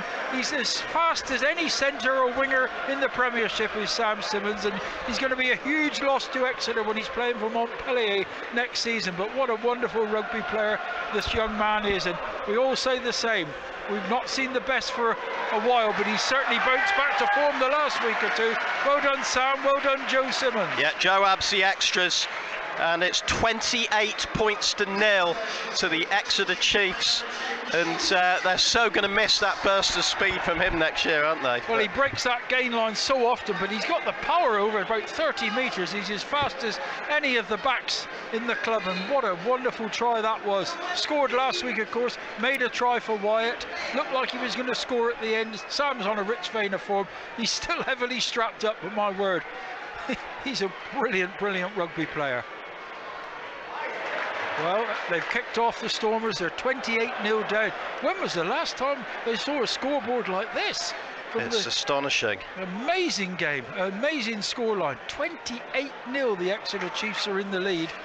There were actually two changes at half-time. Diamani came on for Thieneson at number 8, and Engelbrecht has replaced Pocamella at blindside flanker.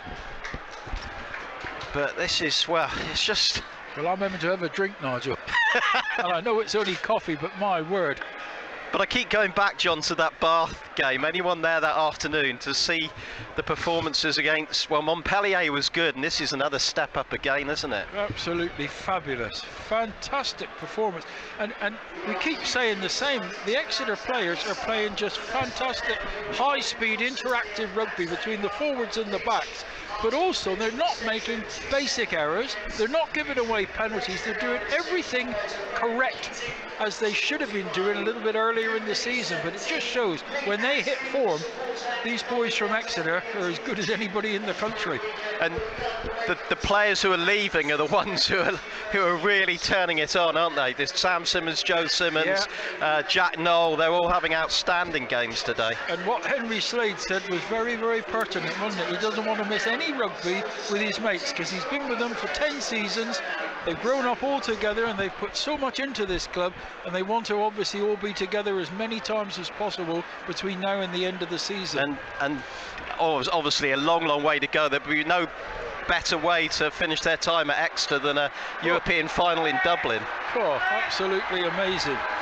Well, at the moment it's 28-0 to Exeter, so I think you were working out earlier, it could be, if they do win, it could be a trip to France or a trip to Bristol. Well, I didn't want to talk about it too early, but they would play La Rochelle or Saracens. If it's La Rochelle, it's in Bordeaux, and if it's Saracens, it's at Ashton Gate, of course, where Exeter not only won the European final, but they're two of their away wins this season have come at Bristol as well. That's true. Now then, free kick to the Chiefs. Yeah, it was early engagement by the Stormers, and now they've got an option. They can't kick directly to touch because It's a free kick, and they're going to put the up and under. And you'll be pleased to know, Chiefs fans, that European Rugby is kindly giving you until the end of April to sort out your journey if Chiefs do get there, rather than next weekend. Absolutely right. We can have a very, very... It's very kind of European Rugby to give you a couple of weeks. Never mind that it's a bank holiday weekend and travelling was difficult this week, but it hadn't caused any problem for the vast crowd. That didn't here go today. 5. Lovely bit of rugby from Exeter again. That never went 5 metres. Scott Seo has gone through the hands of Daffyd Jenkins, but it's gone backwards. Scott Seo was stood in front of the 5 metre line there when he caught that ball. Slade. He's hammered. Now then, Exeter have got to regroup a little bit here, haven't they? Yeah, they've still got to finish this game off. Absolutely. Oh, they're giving away a penalty. That's just what we didn't want. There was moving bad ball after one bad ball to another bad ball. The line out wasn't good. They're going to react like a wounded animal, the Stormers. The Stormers going to kick this to the corner. It's 28-0 to Exeter, and we've played just about 50 minutes of the game, so there's stacks of time left. So if nothing else, pride's going to kick in, isn't it? Well, you would hope so. They're... The South Africans are a very proud rugby nation. The Sharks, of course, went down 54-20 at Toulouse earlier this afternoon. This is 28-0. Maybe that does highlight the travelling. But as you say, these sides are used to travelling over here for the URC competition. And they've got big squads, and even just 18 or 19 players. Weber, it's a good line-out take. As I said, they're pretty effective from this driving maul. Yeah, here they go. They're peeling off, and their big players are coming in from the backs as well. Now then, can Exeter stop this drive? This will give the Stormers hope if they can score here. Yeah. They're within 4 metres of the try line. Gone to ground. Penalty coming. Is it? Or is it a... No. Oh, he's changed his mind. It's a scrum to Exeter. Yes, he was going to give a penalty, and now he said that Exeter held them up and they're going to get the scrum put in. Well, as far as I can see, I think obviously Exeter have done brilliantly, and that man Frost is getting a lot of the plaudits. Dan Frost, who came to us from the Troubled Wasps Club, and it looks like, it's Yanis Kirsten's down on one knee, having I should imagine a contact lens. Yeah, I think so. Something too.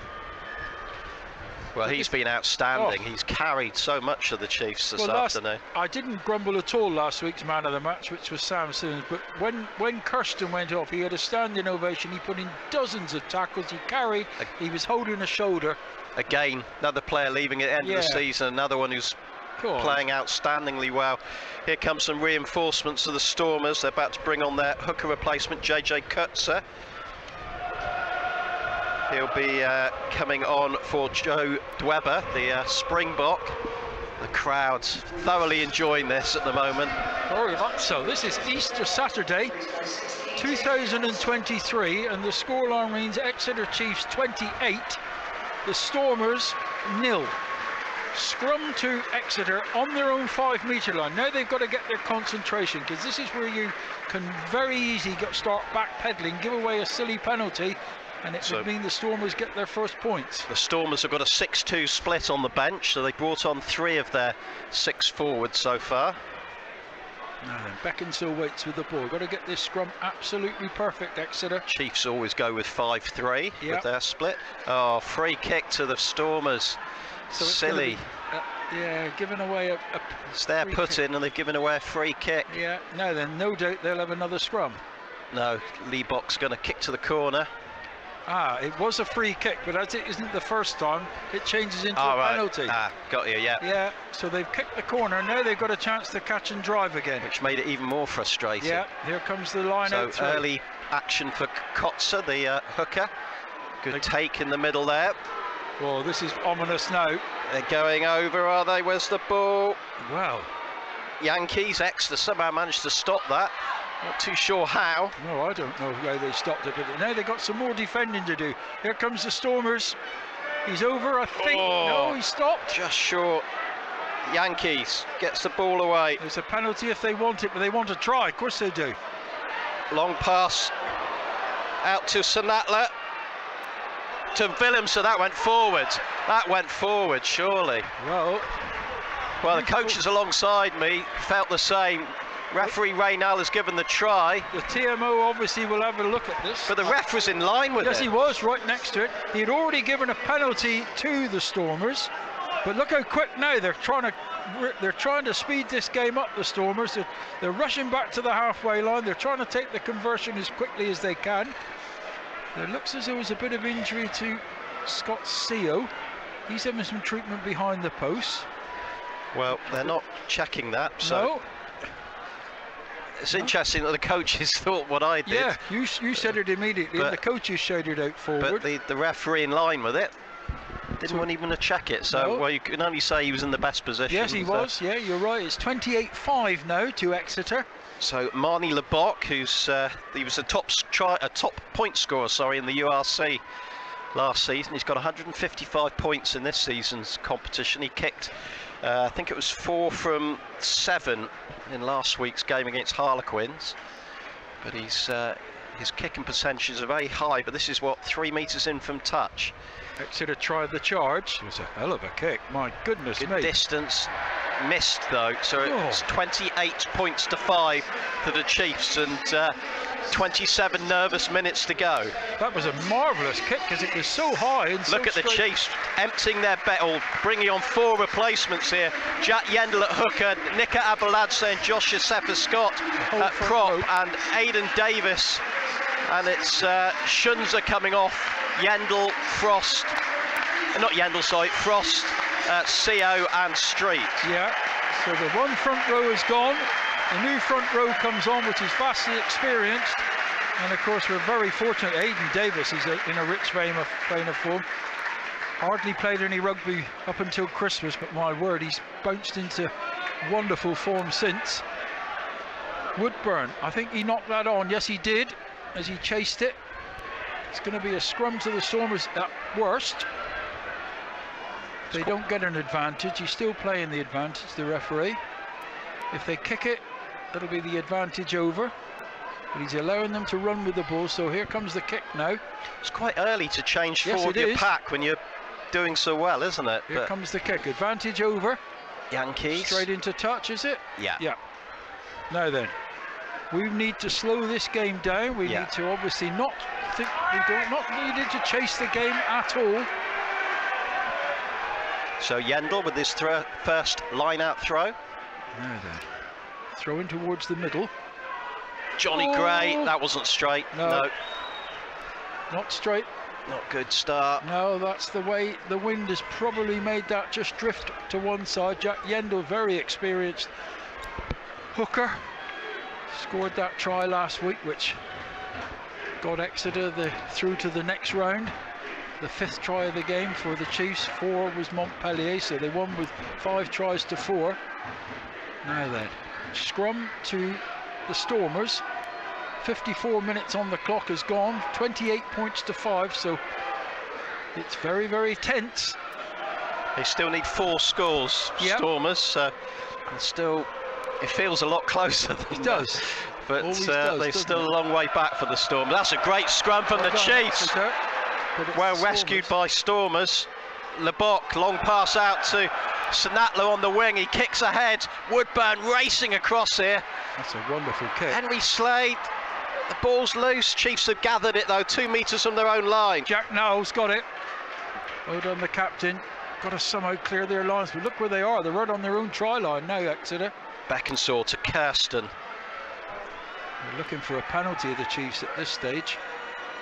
Beckinsale presumably with the box kick here. Yeah, it's going to have to go. Slow ball. That's only one thing that Beckinsale's going to do here is hoof it as far as he can. It's a good kick. Yeah, it is a good kick. Hasn't found touch, but that's all right. He's got good distance. Lebock to Willemse. Just about stop him, just outside the 22. Crossfield kick from Lebock. Looking for Duplessis. Well tackled by Wyatt.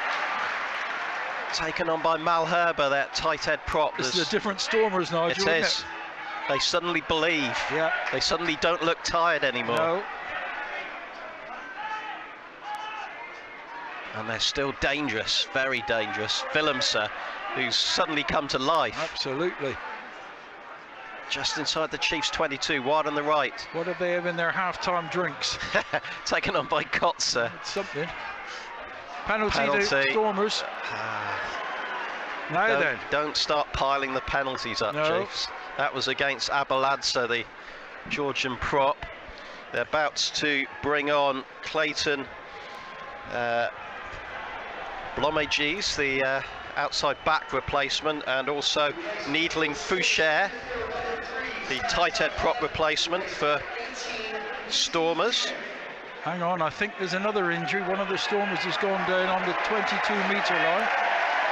Dave Ewers has come on for Yanis Kirsten, who's been outstanding. Terrific, Kirsten, and what a good replacement to be able to bring on someone like David Ewers. Kirsten will get a standing ovation for the amount of work that he's put in once again today. He is a machine, terrific rugby player. Foucher on for his 51st cap for the Stormers, the tight head replacement. Here they come again with their catch and drive. They've already scored one try. That was from an initial drive like this, but they've been held by Exeter at the moment. Just about holding them, Chiefs are. Got to have a warning to use that, surely. Yeah, first warning. He's making sure the scrum half can hear it over the noise. I think Youssefa Scott was just about onside there. Well done, Joe Simmons, with another tackle. But their backs are looking dangerous. Great work in the midfield, but here comes the Stormers again through the middle. One tackle missed. Interception by Slade. Well done, Henry. He got caught straight away, but even so, Chiefs have got the ball. Exeter need to resource the ruck. Stormers surely went offside there. Referee said the ball was out. Stormers with possession midway inside the Chiefs' half. Well, that'll be worth seeing again, but the referee said it was out, so Stormers have got the ball when they shouldn't have. They're looking so dangerous now. Still cutting inside and still going all the way to the try line. That's a fabulous score by the Stormers. He sliced through the defence, just trying to see who it is. I think it's the... Well, the Stormers are back in this now at 28 points to 10.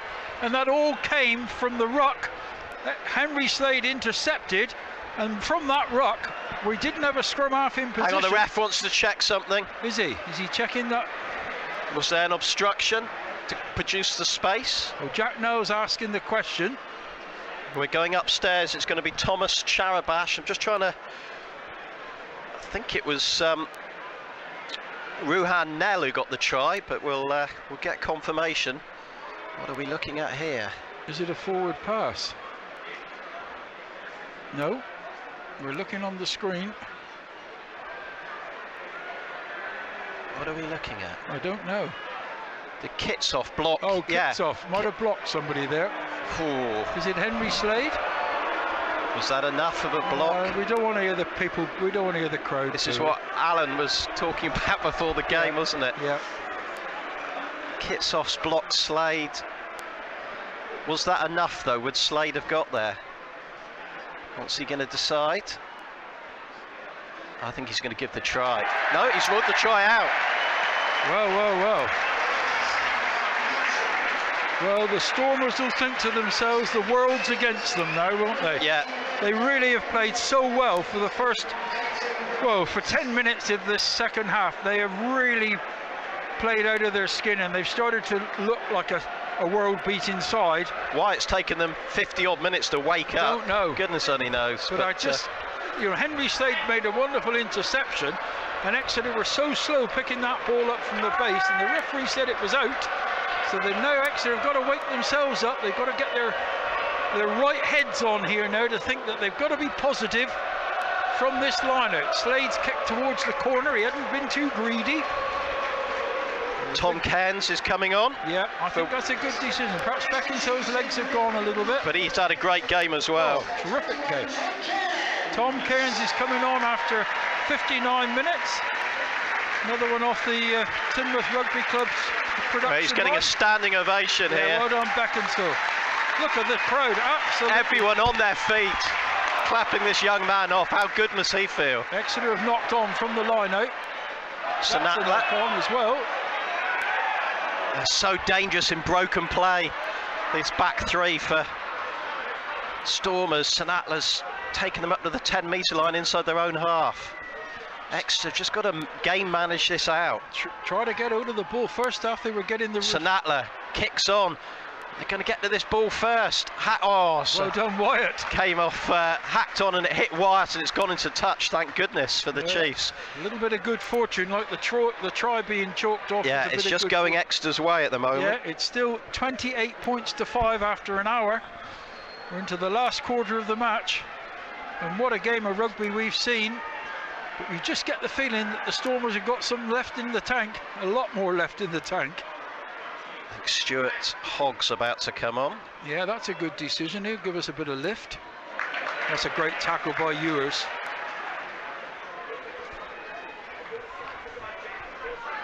Good tackle by Henry Slade there. Slade hacks on. It's a foot race here. It's going to be won by LeBoc. Picks it up inside his 22. Wyatt's after him. The box tackle midway inside the Stormers' half. Jenkins did well there, the second row forward. Yankees little kick over the top, trying to find the number 14, and that's done brilliantly. And here goes Hartzenberg. He's racing for the corner. Can Jack Noel get him? He can't. Hartzenberg dives over in the corner. We're just talking about luck. Well, the ball bounced the way of the Stormers there, and Hartzenberg has gone over, and Stormers have finally got their second try, and it's 28 points to 10. God, this is end-to-end stuff. Henry Slade looked as though he'd fly hack the ball downfield, which he did, and then it was picked up by one of the Stormers, and it went, 70 metres nearly to the other end of the field. It was a brilliant bit of rugby. Jack Noel was coming across like an express train, and he got his tackle in, but the player was able to dive over into that right-hand corner. We really have got a game on our hands now. 61 minutes on the clock. You can feel the tension growing in the crowd, John, can't you? Paul Devett is on at scrum half for Herschel Yankees. For the Stormers, Stuart Hogg waiting to come on. Very important conversion this now. 28 points to 10. 2 more points on offer. It's a tricky one for LeBoc. It's on the the wrong side for a right-footed kicker, and again he's just 3 metres in from touch. He made a good connection with his last conversion, but didn't quite have the accuracy. But Stormers will still believe they can do this. Oh, absolutely. A lot of time left yet. There's over 18 minutes of time left. We didn't expect Exeter to do this easy, did we? No, we didn't. And we thought the Stormers would come out second half. LeBoc, he's just pulled it to the right, so it remains 28 points to 10. Well done, Tom Cairns. He actually chased that out as the charge down kick, trying to put the player off quite legally. Stuart Hogg's on, who's... Jack Noel's off. Yeah, he's not happy. No, I suppose it's because of the injury. He's done brilliantly, Jack Noel. Captain Marvel today. He's struggling to walk off. He's put so much into this game. Whether he's angry that he's been substituted or whether he's angry that he's got an injury, I'm not sure. Hold on, Woodburn. He has been outstanding, Noel, though. Woodburn's done even better. He's got the ball on the floor. 17 minutes to go here. Tom Cairns was absolutely thumped to the ground, but he's got up and got his pass in. Joe Simmons, Hogg. Quick ball out to Tom Wyatt on the wing. He runs over the top of the first tackle. This is such a great game, John. Fabulous rugby.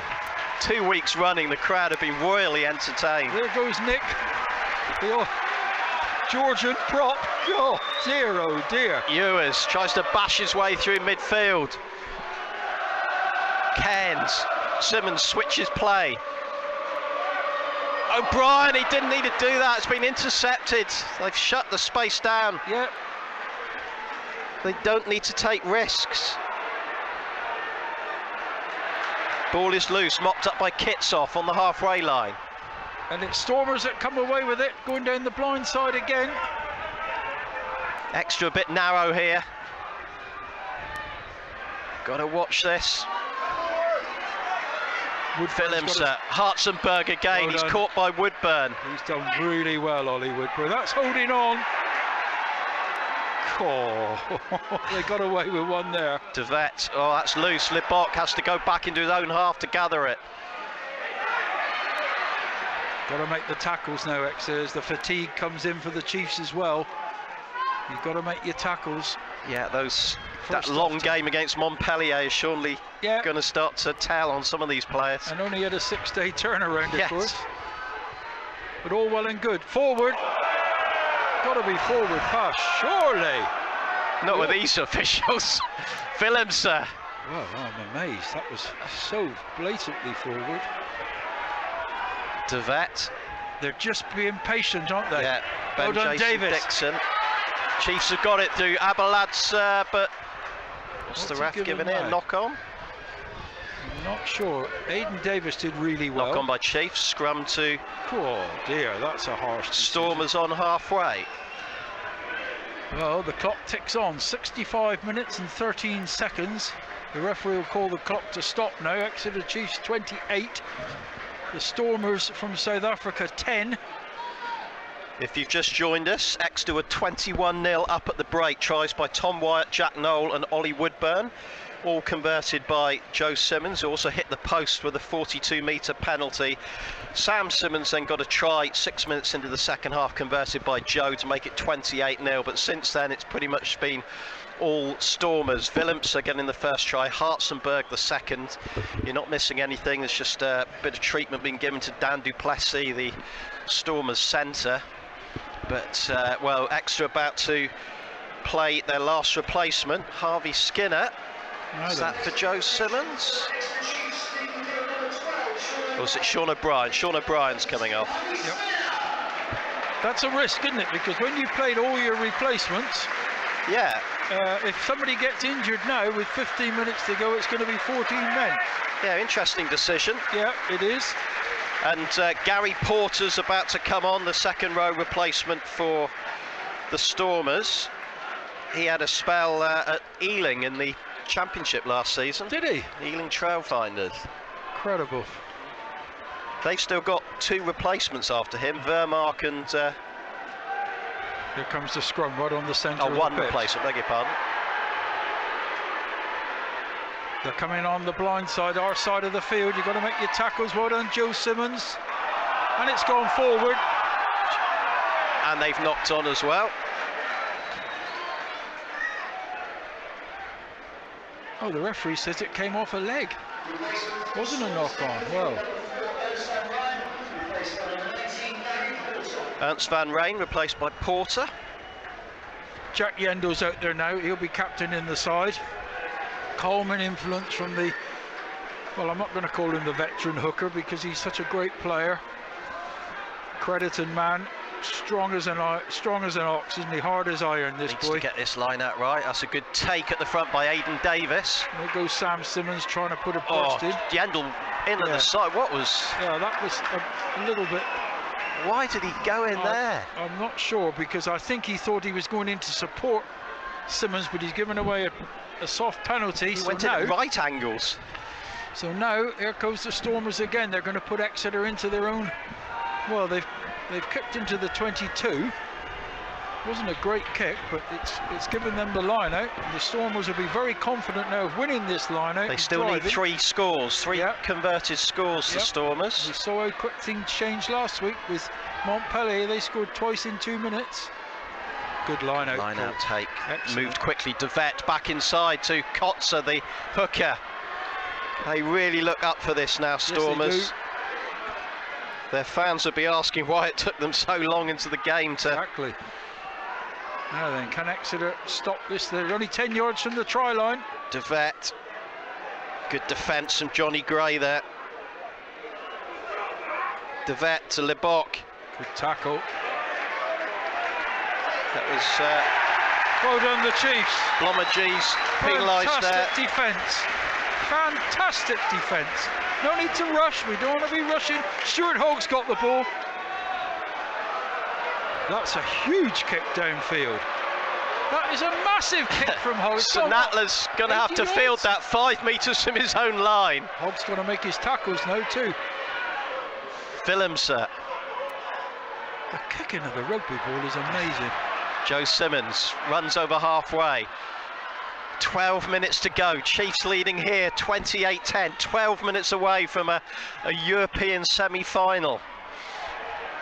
Jenkins. Joe Simmons. Skinner sells the dummy. Did well there. Yes, got he over did. the gain line. Stormers player. Referee says he's all right. He knew exactly what he was doing, didn't he? Of course he did. He wasn't exactly rolling away, No, he was wasn't.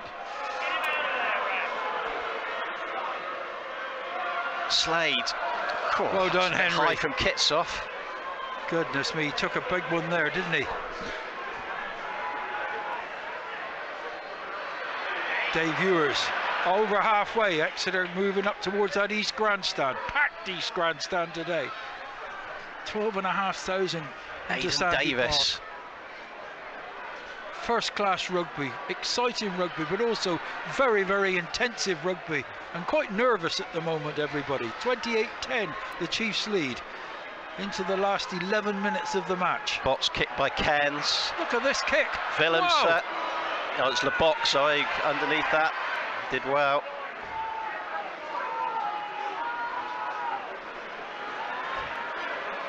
They've got a man over here. Hartzenberg has already got one try. Woodburn needs to get him. He gets him. And Brilliant tackle by Ollie Woodburn. Brilliant tackle, Ollie Woodburn. Crucial, 31. absolutely crucial. 31 years of age, and he tackled back right around the ankles and made sure that the opponent's feet were touching the line. And I think it's just great. Ollie Woodburn's having the crowd singing to him now. Oh, well, this is outstanding stuff, Nigel. The young rugby supporter wants to see how to tackle properly. That's it, isn't it? Brilliant tackle. Ali Vermaat, their 37-year-old loose head, about to come on for Stormers. Well, you tend to think now, have Exeter weathered that bit of a storm that they were under the pressure. Just now the skipper's come off. Look at Kitsoff, he can barely move, he's so tired. Absolutely exhausted. That's the Stormers bench emptied now as well. So both sides have got no more replacements. Exeter win that line out. It's fatigue, isn't it, more than anything? Yeah. The Chiefs have won the line out. They've got to now make sure that they deal with this ball. Hartzenberg's in trouble. They've just made their last replacement, and Hartzenberg is struggling after that tackle by Woodburn. He's receiving treatment in front of us. Box kick there by Cairns, taken by the dangerous Blomengees. Well done, Woodburn again. He's chased his kick, and that's a maul. And Chiefs have got the ball. Sam Simmons offloads to Daffyd Jenkins up to the 22. Hartzenberg trying to get himself back in the defensive line. Joe Simmons, his kick ahead has unfortunately ricocheted off the head of Johnny Gray. He was caught in two minds there. It was on. Accidental offside, so it's a scrum put in to Stormers just outside the 22. But Hartzenberg is limping big time. Is it cramp? I think, well, the way they were. It probably is after that tackle by Woodburn. Here we go again. Now then, the referee is he asking to see something? Into the last 9 minutes here. You've got to give a lot of credit to the officials today. It has been a wonderful game, and you don't get a great game. They've missed one or two things, haven't they? As they always are going to. We saw the forward pass just now, but you don't get a game of rugby as good as this if you haven't got top-class officials, and the officials have been outstanding again today. Now then, Iosif Scott's done something, and he's the front row forward. He's done something with his finger, I think. He's a tough New Zealander. I expect he's saying to his mates, I'll be all right, I'm okay, but he's got to be able to bind. You've got to be able to grasp with your knuckles. Well, Stormers need 3 scores in 9 minutes. Harlequins got 3 and 5 against them last week. Yeah. So anything's possible, but 12,007 the attendance today. Fabulous turnout from Chiefs supporters. Tickets sensibly priced as well by the club, so hats off to them. And also to be able to do all this administration in incredible. 4 days. Hats off to the office staff as well. Yeah, Friday was a bank holiday, so there wasn't any office staff available. Well, not available, but they were all bank holiday. As I said, if Chiefs get to the semi-final, there's 3 weeks to get yourself ready, and it's either going to be in Bristol or it's going to be in France. Well, here comes the scrum now. We're all ready to go. It says 71 minutes and 20 seconds on the clock.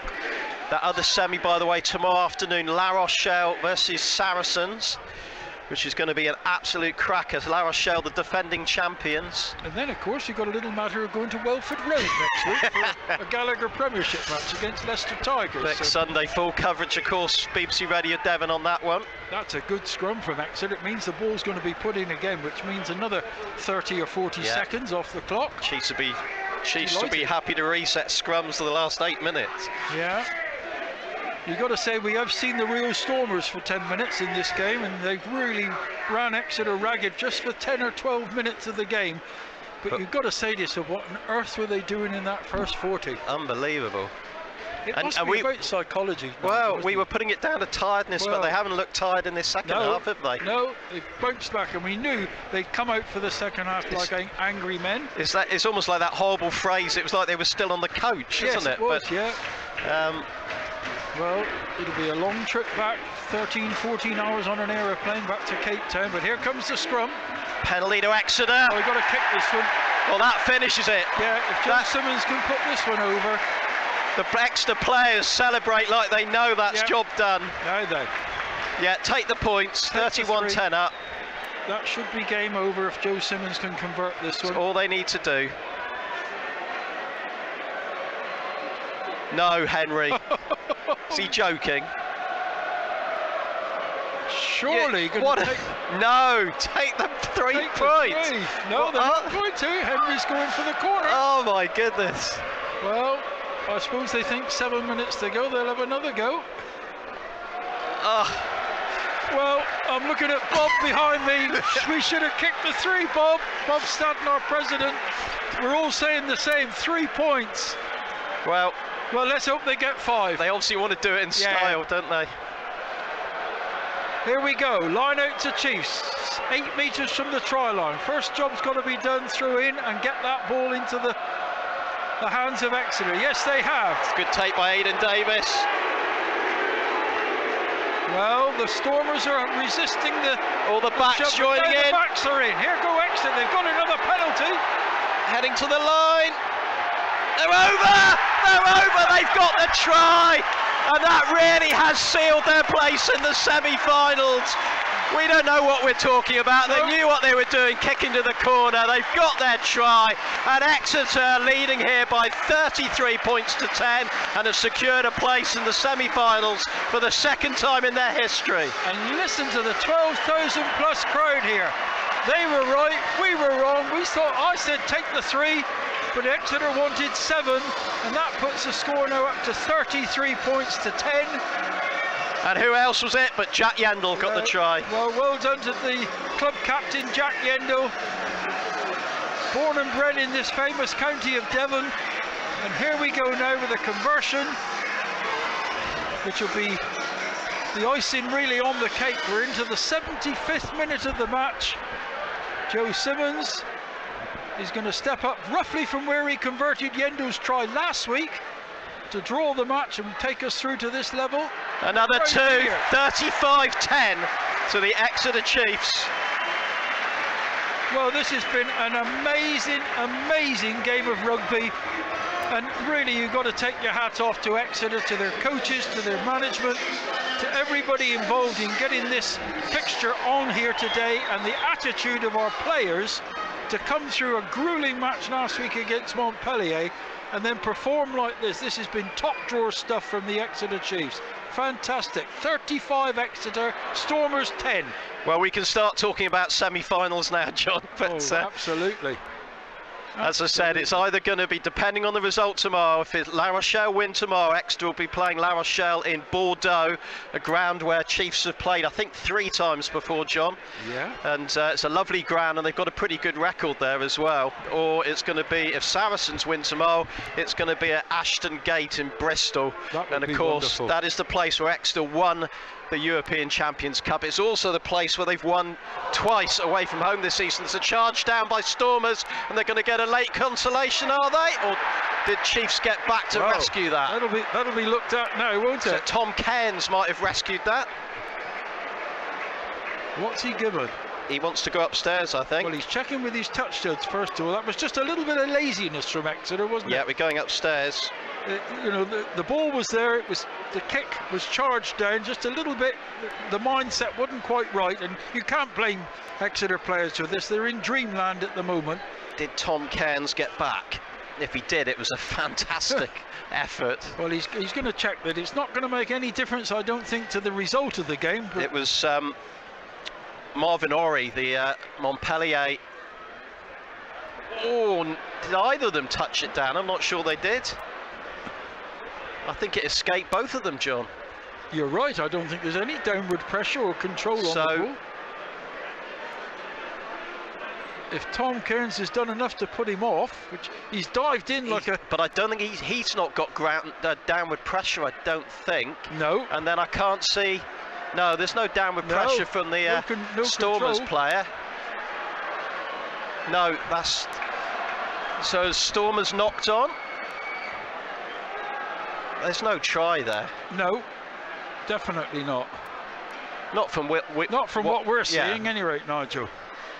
And most important, the clock has stopped on 76 minutes and 10 seconds. So they're just trying to work out whether Stormers knocked on here. Is that, surely they're not adjudicating whether there was downward pressure, because I can't see any there.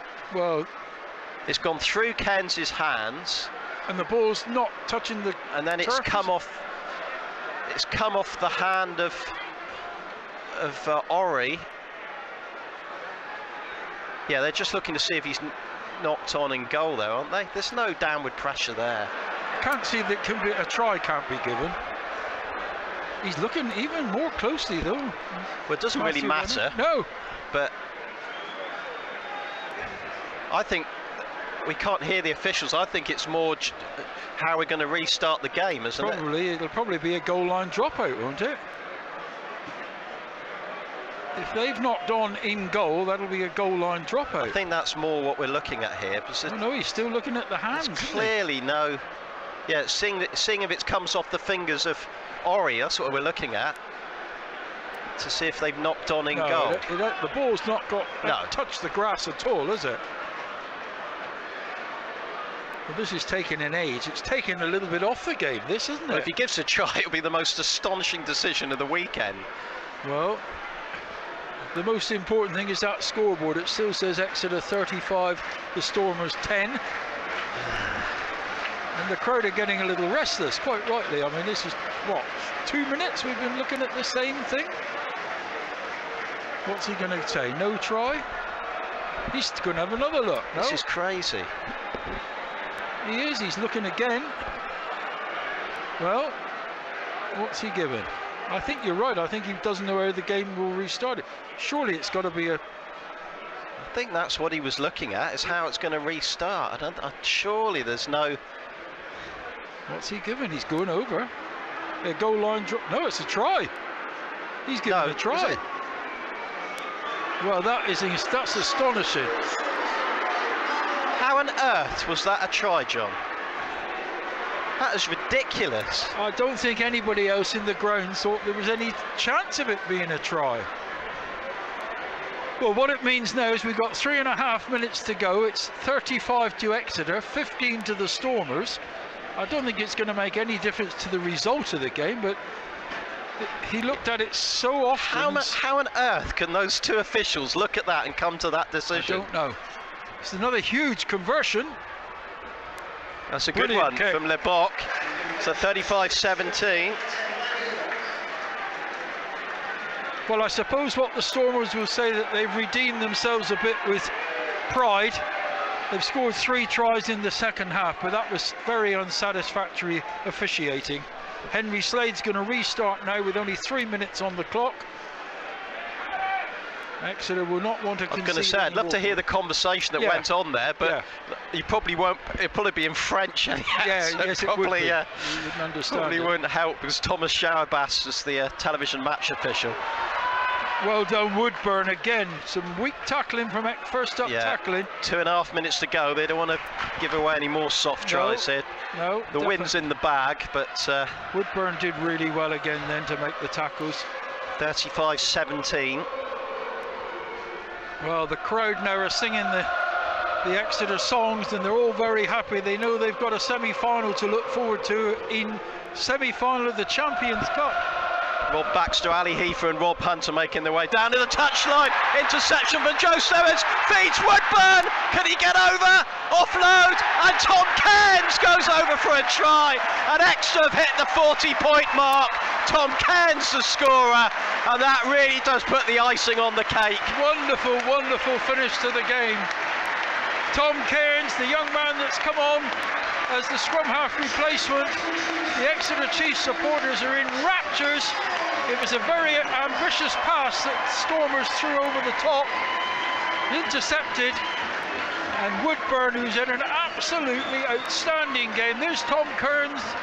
Tom Cairns' pictures come up on the big screen. What a moment for that young man, John. Wonderful, wonderful finish to the game.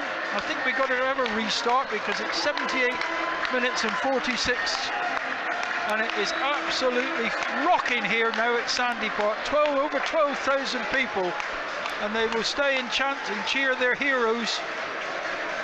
For this young man, Tom Cairns, he'll never forget that moment for the rest of his life. So a try for Cairns and a try for Wyatt in the European Cup quarter-final, John. Outstanding. Now Joe Simmons, another wonderful game that Joe's had this afternoon.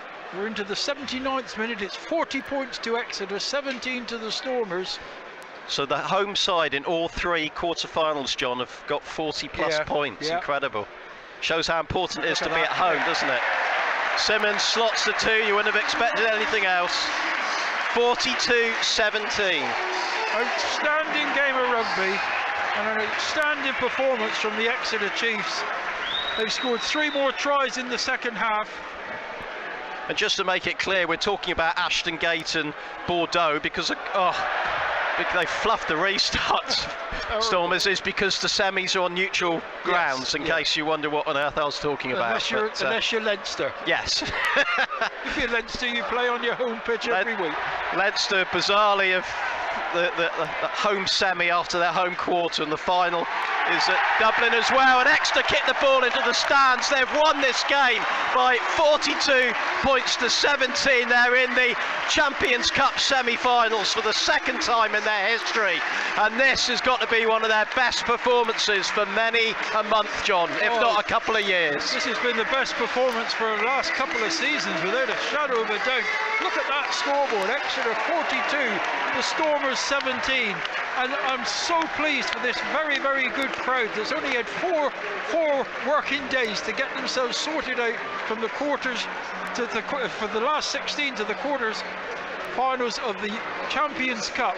And all these people who have supported the club through thick and thin, they've been just desserts and got the wonderful scoreline of 42 points to 17. Brilliant performance from Exeter, well refereed. Let's be very honest, about a difficult game to referee anything at this level, but you've got to say the officials helped the game. A wonderful, wonderful result for Exeter, and they'll march on to the semi-finals, and we'll be on the air next week at Leicester, of course, for the Gallagher. But take nothing away from these 23 players, the coaches and the management staff at Exeter. Wonderful, wonderful day for the club. And for those people who are not happy with South African teams being in the European competition, it's going to be a proper all-European last four, isn't it, John? Oh, this is going to be proper European rugby. Leinster in there, Toulouse, Exeter Chiefs, and one of La Rochelle of Saracens. So all former winners of the competition still in, John. Yeah, this is going to be amazing. And what will this do for obviously rugby in Devon and Cornwall and Somerset and Dorset? Our local people have all got behind the Chiefs over the seasons, and everybody was a little bit concerned this year of how the results were going.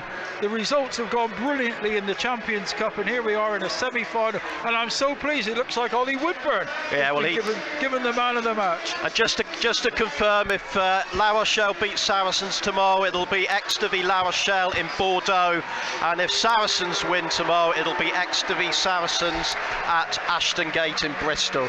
Thank you ever so much, John, for your contribution on another fabulous afternoon in the history of Exeter Chiefs. We hand you back to the studio. The full-time score from a buzzing Sandy Park is Exeter Chiefs 42, Stormers 17.